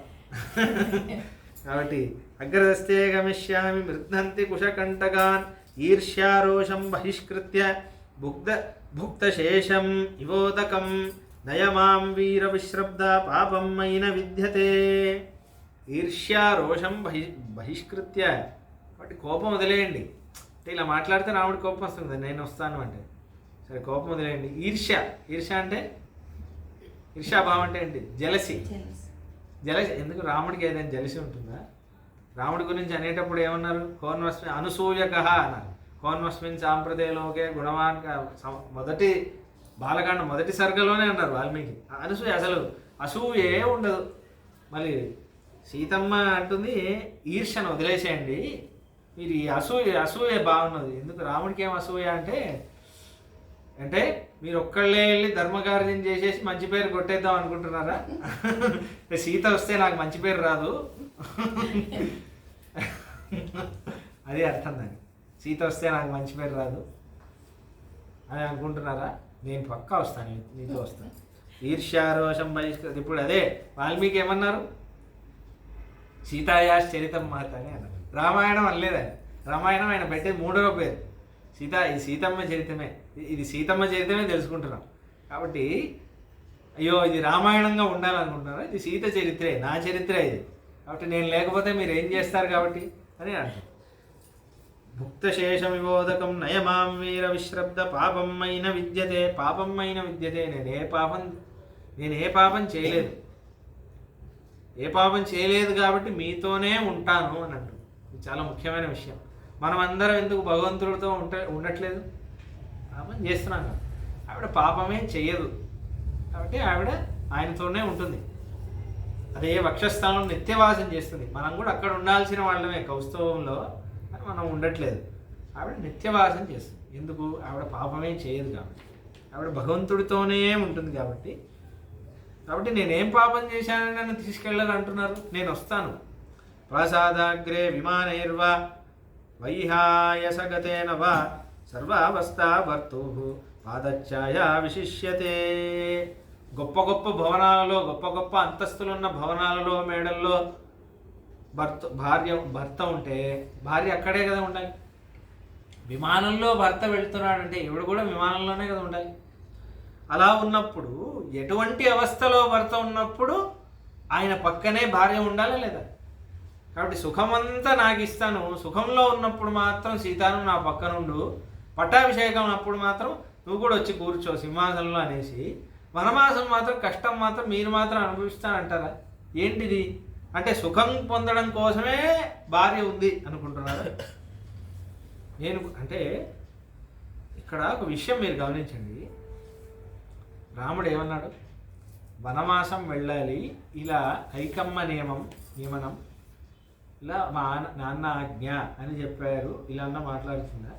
సీతమ్మ చూడండి, వనవాసం రావాలా వద్దా అనే విషయం గురించే మాట్లాడుతుంది. కానీ అలా ఎలా మీ నాన్న వనవాసానికి పంపిస్తాడు, మీ కైకమ్మకు బుద్ధి లేదా, ఇవన్నీ ఎందుకు మాట్లాడలేదు? అదే సీత. కైకమ్మ గురించి తప్పుగా అనుకుంటుందేమో అని అనుకున్నారు కదా, అనుకోదు. పాపం అయిన విద్యతే అదే విషయం. ఇంకోటి ఏంటంటే ముఖ్యమైన విషయం, లక్ష్మణుడికి కోపం వచ్చిందా? దశరథ మహారాజుని తిట్టాడు, అన్నీ తిట్టాడని. అప్పుడు రాముడు ఇంత పెద్ద భాషణం ఇచ్చాడు. ధర్మం, ఇది ధర్మం, అది ధర్మం, అది అని చెప్పాడు. సీతమ్మ ఏమీ మాట్లాడకుండా అది ధర్మం అని చెప్పి. ఎందుకంటే సీతమ్మ అవన్నీ అడగలేదు. ఎందుకు అడగలేదు? ధర్మం అని. దానికి ఆన్సర్ ఏంటి? రాముడు చెప్పిందే ఆన్సర్. రాముడు అంత చెప్పి స్థాపించిన ధర్మాన్ని సీతమ్మ ఏమీ చెప్పకుండా స్థాపిస్తుంది. అదే సీతమ్మ. కాబట్టి అంటున్నారు, అనుశిష్టాస్మి మాత్రాచ పిత్రాచ వివిధాశ్రయం నాస్మి సంప్రతి వక్తవ్య వర్తితవ్యం యథామయా. మా అమ్మా నాన్న పెళ్ళయ్యేటప్పుడు అనుశిష్టాస్మి మాత్రాచ పిత్ర నాకు ఎన్నో ధర్మాలు నేర్పించారు. ఇలా ఉండాలి, అలా ఉండాలి, ఇలా ఉండాలి. కాబట్టి నాస్మి సంప్రతి వక్తవ్య, ఈ విషయంలో మీరు ఉపదేశం చేసే తెలుసుకోవాలి అని నేను అనుకోవట్లేదు. ఎందుకంటే మా నాన్న ఆల్రెడీ నాకు చాలా చెప్పేశారు. ఇలా ఉండాలి, సీతమ్మతో రాముడితో ఉండాలి అలానే చెప్పారు. కాబట్టి మీరేం నాకు అడ్వైస్ ఇచ్చే అవసరం లేదు అని అంటారు. అహం దుర్గం గమిష్యామి వనం పురుషవర్జితం నానా మృగగణాకీర్ణం శార్దూల గణసేవితుం. కాబట్టి తప్పకుండా నేను వనానికి వస్తాను. మృగాలు ఉండని, పులులు ఉండని, ఏమున్నా సరే నేను వస్తాను. సుఖం వనే నివత్స్యామి యథైవ భవనే పితుః అచింతయంతి త్రీన్ లోకాన్ చింతయంతి పతివ్రతాం. నేను యథైవ భవనే పితుః, నేను మీతో వనానికి వచ్చానంటే మా నాన్నగారి ఇంట్లో నేను ఎలా ఉంటానో అలా ఉంటానండి ఆనందంగా, నన్ను తీసుకెళ్ళండి అని అంటాను. శుశ్రూషమాణాతే నిత్యం నియత బ్రహ్మచారిణి సహరంస్యే త్వయా వీర వనేషు మధుగంధిషు. మీకు అక్కడ సేవలు చేస్తానండి, కావాలంటే సేవలు చేసి పెడతాను. నియత బ్రహ్మచారిణి, మీరు అక్కడ వ్రతంగా ఉండాలి కదా, నేను కూడా బ్రహ్మచారిణిగానే ఉంటాను. సహరంస్యే త్వయా, మీతో కలిసి మీతో కూర్చొని ఆ వనాన్ని, ఆ వనం యొక్క అందాన్ని, ఆ గంధపు వాసనంతో వస్తుంది చెట్ల నుంచి, అవన్నీ మీతో నేను ఆ ఆనందాన్ని నేను కూడా అనుభవిస్తానండి. త్వం హి కర్తుం వనే శక్తో రామ సంపరిపాలనం అన్యస్యాపి జనస్యేహ కిం పునర్మమ మానద. కాబట్టి మీరు ఇంతమందిని రక్ష చేస్తారే, నా గురించి ఎందుకు మీరు బాధపడుతున్నారు? మేము తప్పకుండా వస్తాను మీతోటి. సహం త్వయాగమిష్యామి వనమధ్యన సంశయ నాహం శక్యా మహావాగ నివర్తయతు ముధ్యతాం. కాబట్టి నేను తప్పకుండా వస్తాను. దాని తర్వాత మీరు ఏమి నతే దుఃఖం కరిష్యామి నివసంతి త్వయా సదా, మిమ్మల్ని ఏమైనా ఇబ్బంది పెడతాను, ఎందుకురా తీసుకొచ్చాను దీన్ని అన్నట్టు మీకు ఎప్పుడు అనిపించదు. నేను అస్సలు మిమ్మల్ని ఏమి ఇబ్బంది పెట్టను, మీతో చాలా అనుకూలంగా ఉంటాను. ఇచ్చామి పరతశైలాన్ పల్వలాని సరాంశి చ ద్రష్టం సర్వత్ర నిర్భీత త్వయా నాథేన ధీమత. నేను ఆ కొండలు, ఆ నదులు, కోణాలు అవన్నీ చూడలేదండి, మీతో పాటు నాకు చూడాలని చాలా ఆశగా ఉండండి, నన్ను తీసుకెళ్ళండి అని అంటుంది.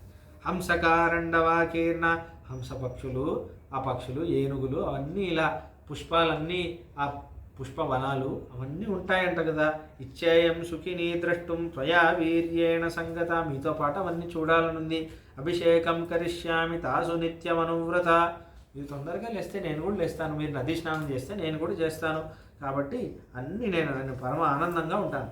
ఏవం వర్ష సహస్రాణి శతం వాపి త్వయా సహ వ్యతిక్రమం న వేత్స్యామి స్వర్గోపి హినమేమత, మీతో 1000 ఏళ్ళు ఉండాలన్న వనవాసంలో నేను ఉంటానండి, కాబట్టి ఏం నా గురించి భయమే పడక. అహం గమిష్యామి వనం ఇక్కడ ఒక అద్భుతమైన శ్లోకం ఇది, ఒక రహస్యం చెప్తుంది సీతమ్మ.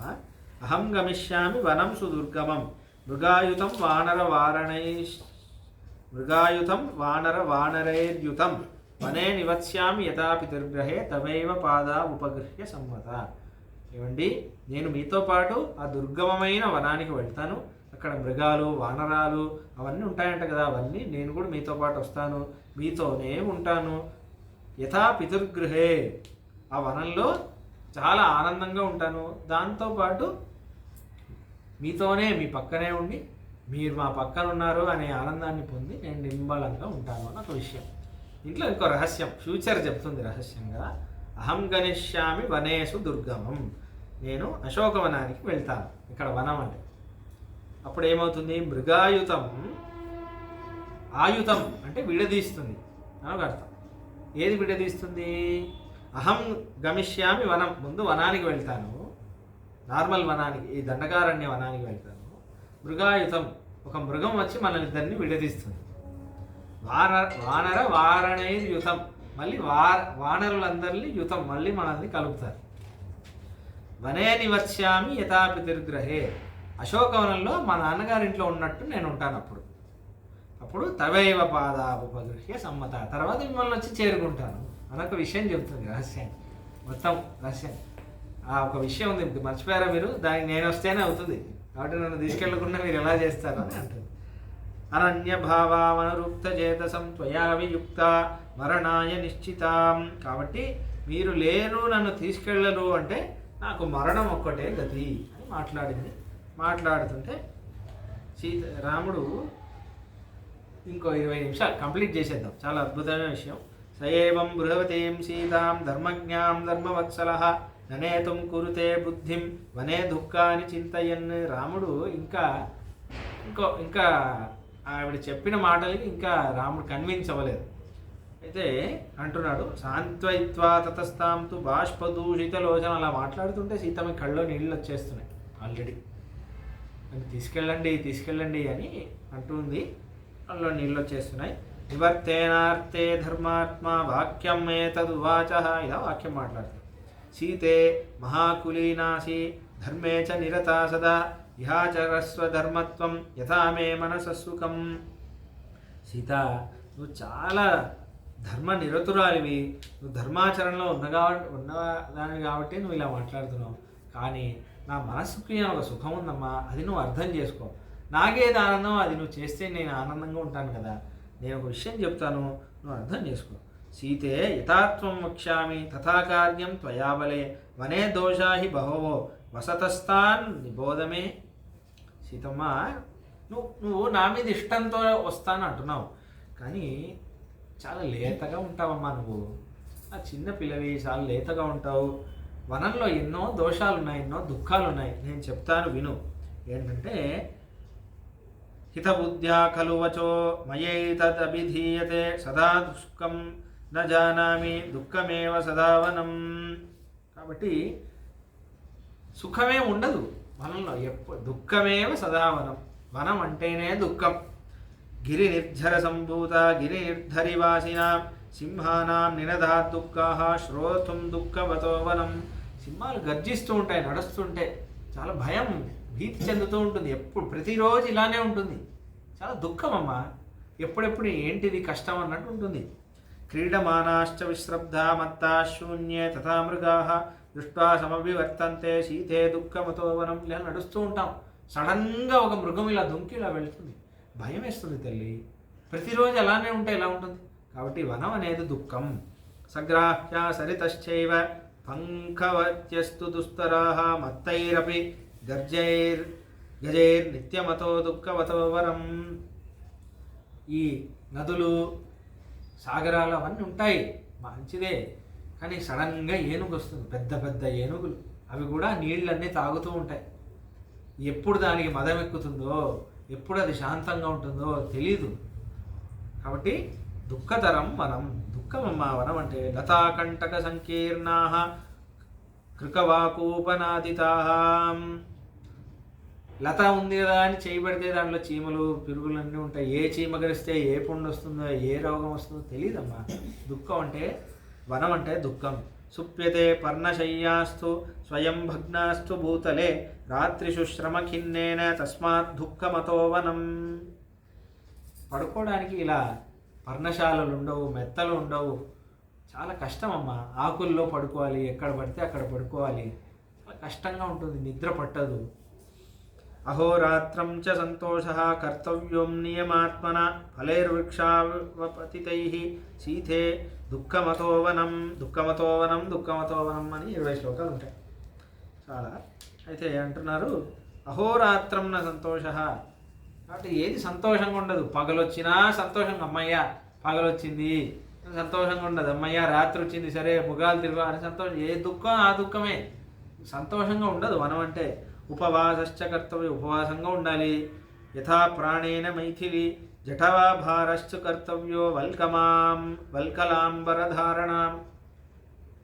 నారచీరలన్నీ కట్టుకోవాలి, ఆభరణాలన్నీ వేసుకోకూడదు, ఏ సుఖాలు ఉండదు, ఫలమూలాలన్నీ తినాలి, ఏది ఉండదమ్మా. దుఃఖం.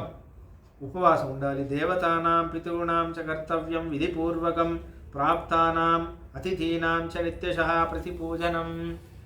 అతిథి పూజనం అంతా చేయాలి. మహర్షులు అటు ఇటు తిరుగుతూ ఉంటారు, మనం ఉన్న చోటికి మహర్షులు వస్తారు. నా దగ్గర ఏం లేదు, మా ఇంటికి నువ్వు ఎందుకు వచ్చావని అనకూడదు. చాలా ధార్మికంగా అందరినీ గౌరవించాలి, అతిథి పూజనం చేయాలి, దేవ పూజనం అంతా చేయాలమ్మా. చాలా కష్టం అమ్మా ఇదంతా నియమాలు. కార్యస్త్రిభిరే కాలే కాలే చ నిత్యశః. వర్షాకాలం ఉన్నా, చలికాలం ఉన్నా నదిలో వెళ్ళాలి, 3 సార్లు స్నానం చేయాలి. సూర్యోదయం ముందు స్నానం చేయాలి, మధ్యాహ్నం స్నానం చేయాలి, సాయంకాలం 3 సార్లు స్నానం చేయాలి. ఇదంతా అవసరమా నీకు? కష్టం కదా. ఉపహారశ్చ కర్తవ్యః కుసుమై స్వయమారుతైః ఆర్షేణ విధినా వేద్యాం శీతే దుఃఖతరం వయం. నువ్వే కావాలని, నువ్వు ఇక్కడంటే నువ్వు దేవతా పూజనం చేయాలంటే ఆవిడ పళ్ళు తీసుకొస్తుంది, ఈ సేవకురాలు పూలు తీసుకొస్తుంది. అక్కడ అలా ఉండదు, నువ్వే తెంపుకోవాలి, జడ అంతా కట్టాలి. అంత కష్టమైన పని. సింపుల్గా చేసే దేవతా పూజనం కూడా చాలా కష్టపడి చేయాలి. యథాలబ్ధేన కర్తవ్యః సంతోషస్థేన మైథిలి యథాహారైర్వణచరే శీతో దుఃఖమతో వనం. కాబట్టి మీరు వనవాసాలకి ఎలా ఉంటుంది తెలుసా? ఏ ఆహారం దొరికితే దాంతోనే సంతోషించాలి. ఇవాళ ఇది తిందాం, అలా తిందాం, అట్లా ఏం ఉండదు. అతీవ వాతస్థిమిరం బుభుక్షాచాది భయాని చ మహాన్యత్ర తతో దుఃఖతరో వనం. ఒక్కొక్కసారి ఘోరంగా వర్షం పడుతుంది, ఒకసారి ఘోరంగా ఎండ ఉంటుంది, ఒకసారి ఘోరమైన చలి, ఏది ఉండదు రక్షించుకోవడానికి. అటువంటి కాలంలో బతకాలి, 14 ఏళ్ళు బతకాలి. ఎంత దుఃఖం. అలా అన్నీ చెప్తున్నారు. పాములు ఉంటాయి, కీటకాలు ఉంటాయి, దోమలు ఉంటాయి, కొడతాయి, ఎండిపోయిన ఆకుల్లో పడుకోవాలి, అలా అన్ని. దుఃఖమతోవరం దుఃఖవతోవరం అన్ని శ్లోకాలు. అరణ్యవాసం అంటే చాలా కష్టం, చాలా చాలా కష్టంగా చేయాలి. తదలం తేవనం గత్వా క్షేమం నహి వనం తవ విమృశన్నీవ పశ్యామి బహుదోషకరం వనం. కాబట్టి ఇన్ని దోషాలు ఉన్నాయి. కాబట్టి వనం తు నేతుం న కృతామతిర్యద. కాబట్టి నువ్వు వనవాసం రాకూడదు అనేది నా ఆలోచన, నా మనసులో అదే ఉంది. బభూవ రామేణ తదా మహాత్మన నతస్య సీత వచనం చకారతం తతోబ్రవీత్ రామమిదం సుదుఃఖిత. ఇలా మాట్లాడుతుంటే సీతమ్మకి కళ్ళలో నీళ్లు ఎక్కువ అవుతున్నాయి, విక్కి ఏడుస్తుంది. అయితే ఇప్పుడు మాట్లాడుతుంది. ఈ సర్గ చాలా అద్భుతమైన సర్గ, దీంతో ముగిస్తాం అనుకుంటా. ఏ తత్తు వచనం శ్రుత్వా సీతారామస్య దుఃఖిత ప్రసక్తాశ్రుముఖీ మందం ఇదం వచనమబ్రవీత్. అశ్రుముఖి కళ్ళు నీళ్ళు వస్తున్నాయి, విక్కి ఏడుస్తుంది ఇలా మాట్లాడుతుంటే. అంటుంది, ఏ త్వయా కీర్తితా దోష వనే వస్తయవ్యతాం ప్రతి గుణానిత్యేవ తాన్ విద్ది తవ స్నేహ పురస్కృత. మీరు దోషం దుఃఖం అన్నారే, ఇవన్నీ నాకు గుణాల్లానే కనిపిస్తున్నాయి, నాకెక్కడ దోషం కనిపించట్లేదే. ఇది మహాలక్ష్మి యొక్క గుణం.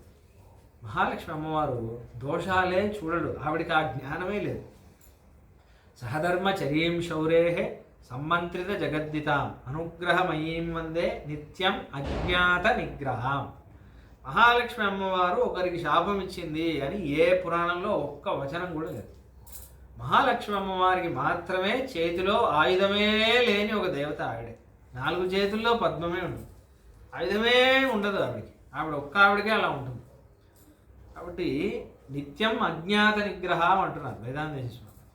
ఆవిడ నిగ్రహం అంటే ఏంటి? అనుగ్రహం చేయకుండా శాపం, నిగ్రహం కోపగించుకుంటుంది అనొచ్చు.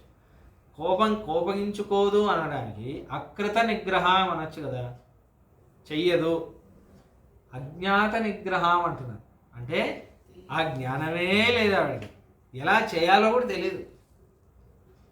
రాముడు అలా మాట్లాడితే కూడా అక్కడ కూడా ఉపదేశమే చేస్తుంది రాముడి గురించి, కానీ కొంచెం కూడా కోపగించుకోదు.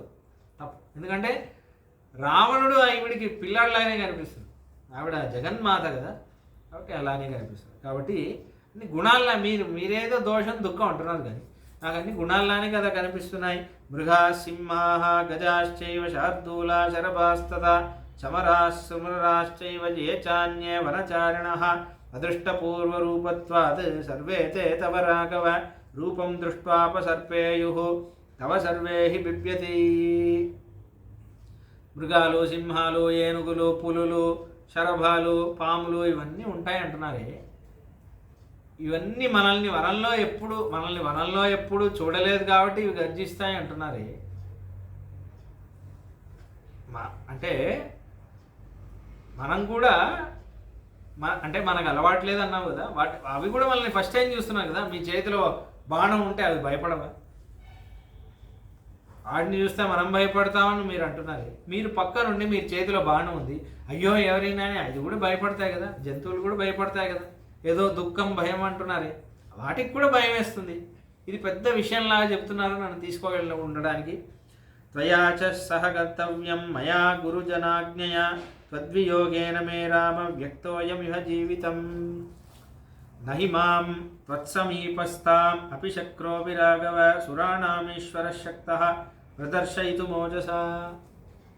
వనంలో ఇలా కష్టం ఉంటుంది, ఇలా కష్టం ఉంటుంది, దీనివల్ల కష్టం ఉంటుంది, సింహం వల్ల కష్టం వస్తుంది, ఏనుగు వల్ల కష్టం వస్తుంది అంటున్నారే. అదే వనంలో మీరు కూడా నాతో పాటు ఉంటారని ఎందుకు చెప్పట్లేదు? మీరు కూడా ఉంటారు కదా. మీరుంటే నాకు ఎందుకు కష్టం వస్తుంది? మీరుంటే నాకు ఏనుగు వల్ల ఎందుకు కష్టం వస్తుంది? మీరుంటే మాకు సింహం వల్ల ఎందుకు కష్టం వస్తుంది? మీరుంటే నాకు వర్షం వల్ల, ఎండ వల్ల ఎందుకు కష్టం వస్తుంది? మీరు లేనప్పుడే కదా కష్టం వస్తుంది. నేను మీతో పాటే కదా వస్తానంటున్నాను, కాబట్టి ఎందుకు కష్టం వస్తుంది అంటున్నారు మీరు అని అంటుంది. మతిహీనాతు యా నారీ నసా శశ్యతి జీవితం కామమేవం విధం రామత్వయా మమ నిదర్శితం అతాపి చ మహాప్రాజ్ఞ బ్రాహ్మణానాం మయా శ్రుతం పురాపితృగృహే సత్యం వత్స్తవ్యం కిల మే వనే లక్షణిభ్యో ద్విజాతిభ్యః శ్రుత్వాహం వచనం గృహే వనవాసకృశోత్సాహ నిత్యమేవ మహాబలం. మీకు ఒక విషయం చెప్తాను చూడండి. చిన్న వయసులోనే నేను పుట్టినప్పుడే నా జాతకం చూపించారు మా నాన్నగారు. బ్రాహ్మణానాం మయాశ్రితం, నేను పుట్టంగానే బ్రాహ్మణులన్నీ పిలిపించి చూశారు. వాళ్ళు జాతకం చూసి ఈ పిల్లకి వనవాసం ఉంది అని చెప్పారు చిన్నప్పుడే. మీకు తెలుసో తెలీదో నేను ఇప్పుడు చెప్తున్నాను, చూశారు. దాని తర్వాత కృతాదేశాభివిష్యామి గమిష్యామి త్వయా సహా, మా నాన్న పెళ్లి చేయించేటప్పుడు కూడా మళ్ళీ జాతకం చూపిస్తే ఈ అమ్మాయికి పెళ్ళయ్యాక వనవాసం ఉంది అని చెప్పారు. మా నాన్న చాలా దిగులుగా ఉండేవారు, మీకు తెలియదు. దాని తర్వాత ఏమైంది? వనవాసే. దాని తర్వాత కూడా ఏమైంది? కన్యయాచ పితుర్గేహే వనవాస శ్రుతో మయా. ఇంకో విషయం చెప్తాను వినండి. భిక్షిణ్యా శమవృత్తాయ మమ మాతురిహాగ్రత. ఒకసారి మా అమ్మ భిక్ష వేసేటప్పుడు ఒక ఆవిడ, కొంతమంది వస్తారు కదా, సోది చెప్తానమ్మా సోది అని కొంతమంది వస్తారు. పద్మావతి కళ్యాణంలో కూడా వస్తుంది ఒక ఆవిడ, శ్రీనివాస కళ్యాణం. అలా ఒక ఆవిడ వచ్చి అమ్మ పలుకు అలా అంటారు కదా, అలా ఒక ఆవిడ వచ్చేసి ఈవిడ, అమ్మ నీ కూతురమ్మ పెళ్ళయ్యాక ఇలా వనవాసం వెళ్తుంది తల్లి, చాలా సుఖంగా ఉంటుంది తల్లి, వచ్చిన భర్త చాలా మంచివాడే ఉంటాడు అని చెప్పింది. కాబట్టి మా ఇంట్లో అందరికీ తెలుసు నేను వనవాసం వెళ్తానని. మీరు నమ్ముతారో నమ్మరో, ప్రసాదిశ్చ వై పూర్వం త్వం మే బహుతిథిం ప్రభో గమనం వనవాసస్య కాంక్షితం హి సహత్వయా. ఎంత మంచి మాట ఉందో. ఏమడిందంటే, కాబట్టి పెళ్ళైనప్పటి నుంచి నేను అయోధ్యలో ఉంటున్నాను, నేను వనవాసం ఎలా వెళ్తాను, నాకు పోయి వనవాసం ఎలా రాసింది, ఏదో ఒక ఇదైతేనే కదా వనవాసం వెళ్తాం, ఇంత సుఖం రాజభోగం అనిపిస్తున్నాను, నేను వనవాసం ఎలా వెళ్తాను అని ఆలోచిస్తూ ఉండేదాన్నండి. నేను ప్రతిరోజు భగవంతుడిని ఏం కోరుకునేదాన్నంటే, భగవంతుడా నేను వనవాసమే వెళ్ళాలి అంటే మా రాముడితో నేను వనవాసం వెళ్ళి ఆయనతో పాటు హాయిగా ఉండేటట్టు నన్ను చూడు అని ప్రతిరోజు నేను వేడుకునేదాన్ని. అటువంటి అవకాశం వస్తున్నప్పుడు నన్ను ఇక్కడే ఉండు అంటున్నారే, అదే కదా నాకు దుఃఖం. నేను నీతో వస్తానండి, నా జాతకంలో ఉందండి, నేను వనవాసం చేయాలని ఉంది, కాబట్టి నన్ను తీసుకెళ్ళండి అని అంటుంది. కృతక్షణాహం భద్రం చే గమనం ప్రతి రాఘవ వనవాసస్య శూరస్య మమ చర్యా హి రోచతే శుద్ధాత్మన్ ప్రేమభావాద్ధి భవిష్యామి వికల్మష భర్తారమనుగచ్చంతి భర్తా హి పరదైవతం. కాబట్టి మా నాన్న నాకేం నేర్పించారంటే, చూడమ్మా నువ్వు పెళ్ళై వెళ్తున్నావు, ఈయనే ఇక పైన నీకు అన్నీ, ఈ రాముడే నీకు అన్నీ, కాబట్టి ఈ రాముడితోనే నువ్వు ఉండాలి, రాముడు అడుగుజాడల్లోనే ఉండు, రాముడే నీకు జీవితం, నీకు జీవితాంతం ఆయనే బంధువు అని నేర్పించారు. మీరేంటి వేరేలా మాట్లాడుతున్నారు, మీరు చెప్పేవన్నీ వేరేలా ఉందే, మీరేమన్నా నేను మాత్రం వెళ్ళేసి వస్తాను నువ్వు ఇక్కడే ఉండు అని అంటున్నారే, మా అమ్మ నాన్న నేర్పించినందుకు మీరు చెప్పేది రెండు వేరేలా ఉందే అని అంటుంది. దాని తర్వాత ఏమంటుంది, మీరే నాకు అన్నీ, భర్తారు మనగచ్చంతి భర్తారం పరిదైవతం ప్రేత్యభావే హి కళ్యాణ సంగమో మే సతాత్వయ శృతిర్హి శ్రూయతే పుణ్య బ్రాహ్మణానాం యశస్వినాం. కాబట్టి మీరు బ్రాహ్మణులు అంటే గౌరవిస్తారు కదా, చిన్నప్పుడే బ్రాహ్మణులు ఈ వాక్యం చెప్పాను అంటున్నారే, ఆ బ్రాహ్మణులు వాక్యాన్ని నిజం చేసే కర్తవ్యం మీకు దగ్గరగా వేసింది సిక్సర్. ఎక్కడ చెక్కు పెడితే రామంటాడో అక్కడ పెడితే బ్రాహ్మణులు మీరు గౌరవిస్తారు కదా, బ్రాహ్మణులు చిన్నప్పుడు చెప్పాను నేను అంటున్నాను, మరి వాళ్ళ మాట మీద గౌరవం ఉంటే నన్ను తీసుకెళ్ళండి వనానికి. ఏవమస్మాత్ స్వకాం నారీం సువృత్తాం హి పతివ్రతాం నాభిరోచయసే నేతుం త్వం మాం కేనేహ హేతునా. నేను మీ ధర్మపత్నినండి, మీ వ్రతం పాలనలో నేను సహాయం చేయాలి, అది నా ధర్మం కదా, కాబట్టి నన్ను మాత్రం మీరు ఎందుకు ఇక్కడ ఉండు అంటున్నారు. ఇది మాం దుఃఖితామేవ వనం నేతుం న చేచ్చసి విషమగ్నిం జలం వాహం ఆస్తాస్యే మృత్యు కారణాత్. ఇంకా ఏడుపు ఎక్కువయ్యి అంటుంది, మీరు నన్ను వరం తీసుకెళ్ళకపోతే నాకు ఒకే ఒక దారి ఉంది, నేను ఇంకా నా ప్రాణత్యాగం చేయడమే, మీరు లేకుండా నేను ఉండను.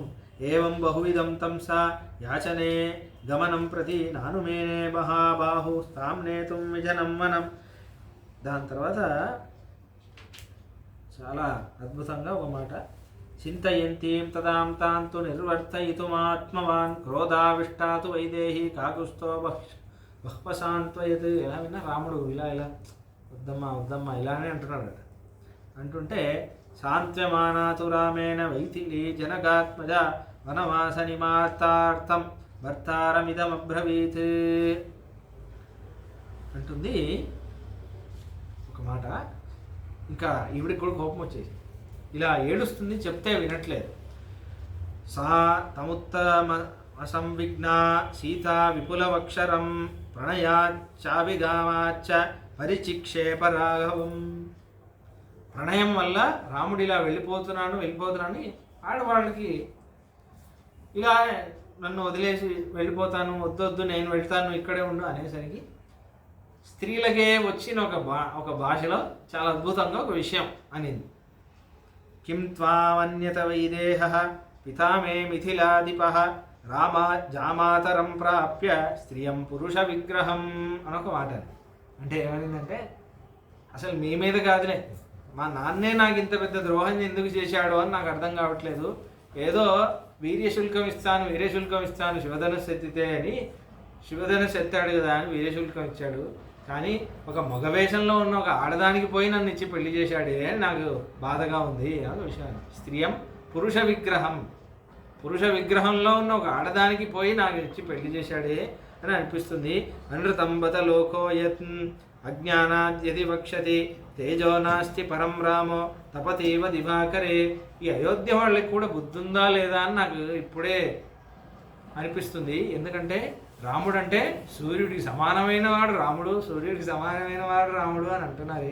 ఏంటి ఈయన కిమ్మిహి, ఈయన కొంచెం కూడా పౌరుషం లేదు, భార్యని వనవాసం తీసుకెళ్ళడానికి భయపడుతున్నాడు, ఇంత ఆలోచిస్తున్నాడు, ఏనుగుంటుంది, సింహం ఉంటుంది, దుఃఖం ఉంటుంది అంటున్నాడు.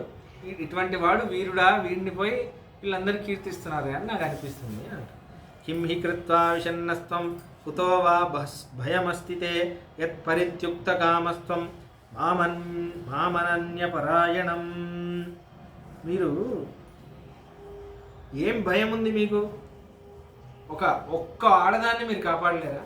అంత పిరికాడా మీరు అన్నట్టు. ఒక్క ఆడదాన్ని మీరు కాపాడకుండా ఏం మీరు వీరుడు, మారీచుడిని చంపాను, సుబాహుని చంపాను, విశ్వామిత్ర యాగం కాపాడాను అని అంటున్నారు.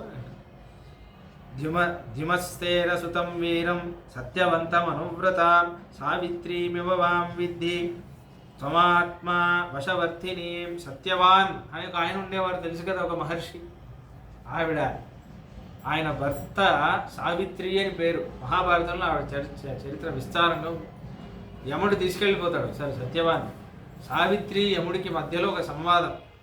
యముడు ఓడిపోతాడు సావిత్రి దగ్గర. ఓడిపోయి, అమ్మా నీతో నేను మాట్లాడలేని, నీ పతివ్రతకో జోహార్ అని చెప్పి పతిని పంపించేస్తాడు. మళ్ళీ నేను అటువంటి దాన్ని, మీకు కష్టం వస్తే నేను మిమ్మల్ని కాపాడుతాను, అటువంటి దాన్ని, నా పాతివ్రత్యంతో నేను మిమ్మల్ని కాపాడుతాను, అటువంటి దాన్ని నన్ను పక్కన పెట్టుకొని మీరు ఇలా మాట్లాడుతున్నారు.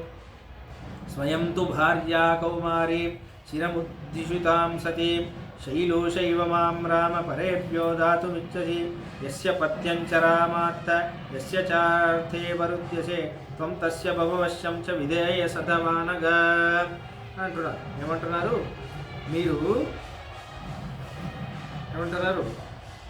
మీరు నాకు పత్రం పూలం ఫలం ఎత్తు అల్పం వా యదివా బహు దాస్యతే స్వమారుత్య తన్మే మృత సమోపమం. మీరు నాకు నీళ్లు తీసుకొచ్చి, మీరు నాకు పత్రం, ఇవన్నీ, ఈ పళ్ళు కావాలి, ఈ ఆహారం కావాలి, ఇవన్నీ నేను అడగను. మీరు ఒక చిన్న తామర ఆకులో నాకు 2 చుక్కలు నీళ్లు తీసుకున్నాను, నేను దాన్ని పాయసంగా అనుకుంటాను. మీరు నాకు ఎండిపోయిన ఆకులతో ఒక మెత్తలాగా వేయండి, అది నేను హంసతూలిగా తల్పం అనుకుంటాను.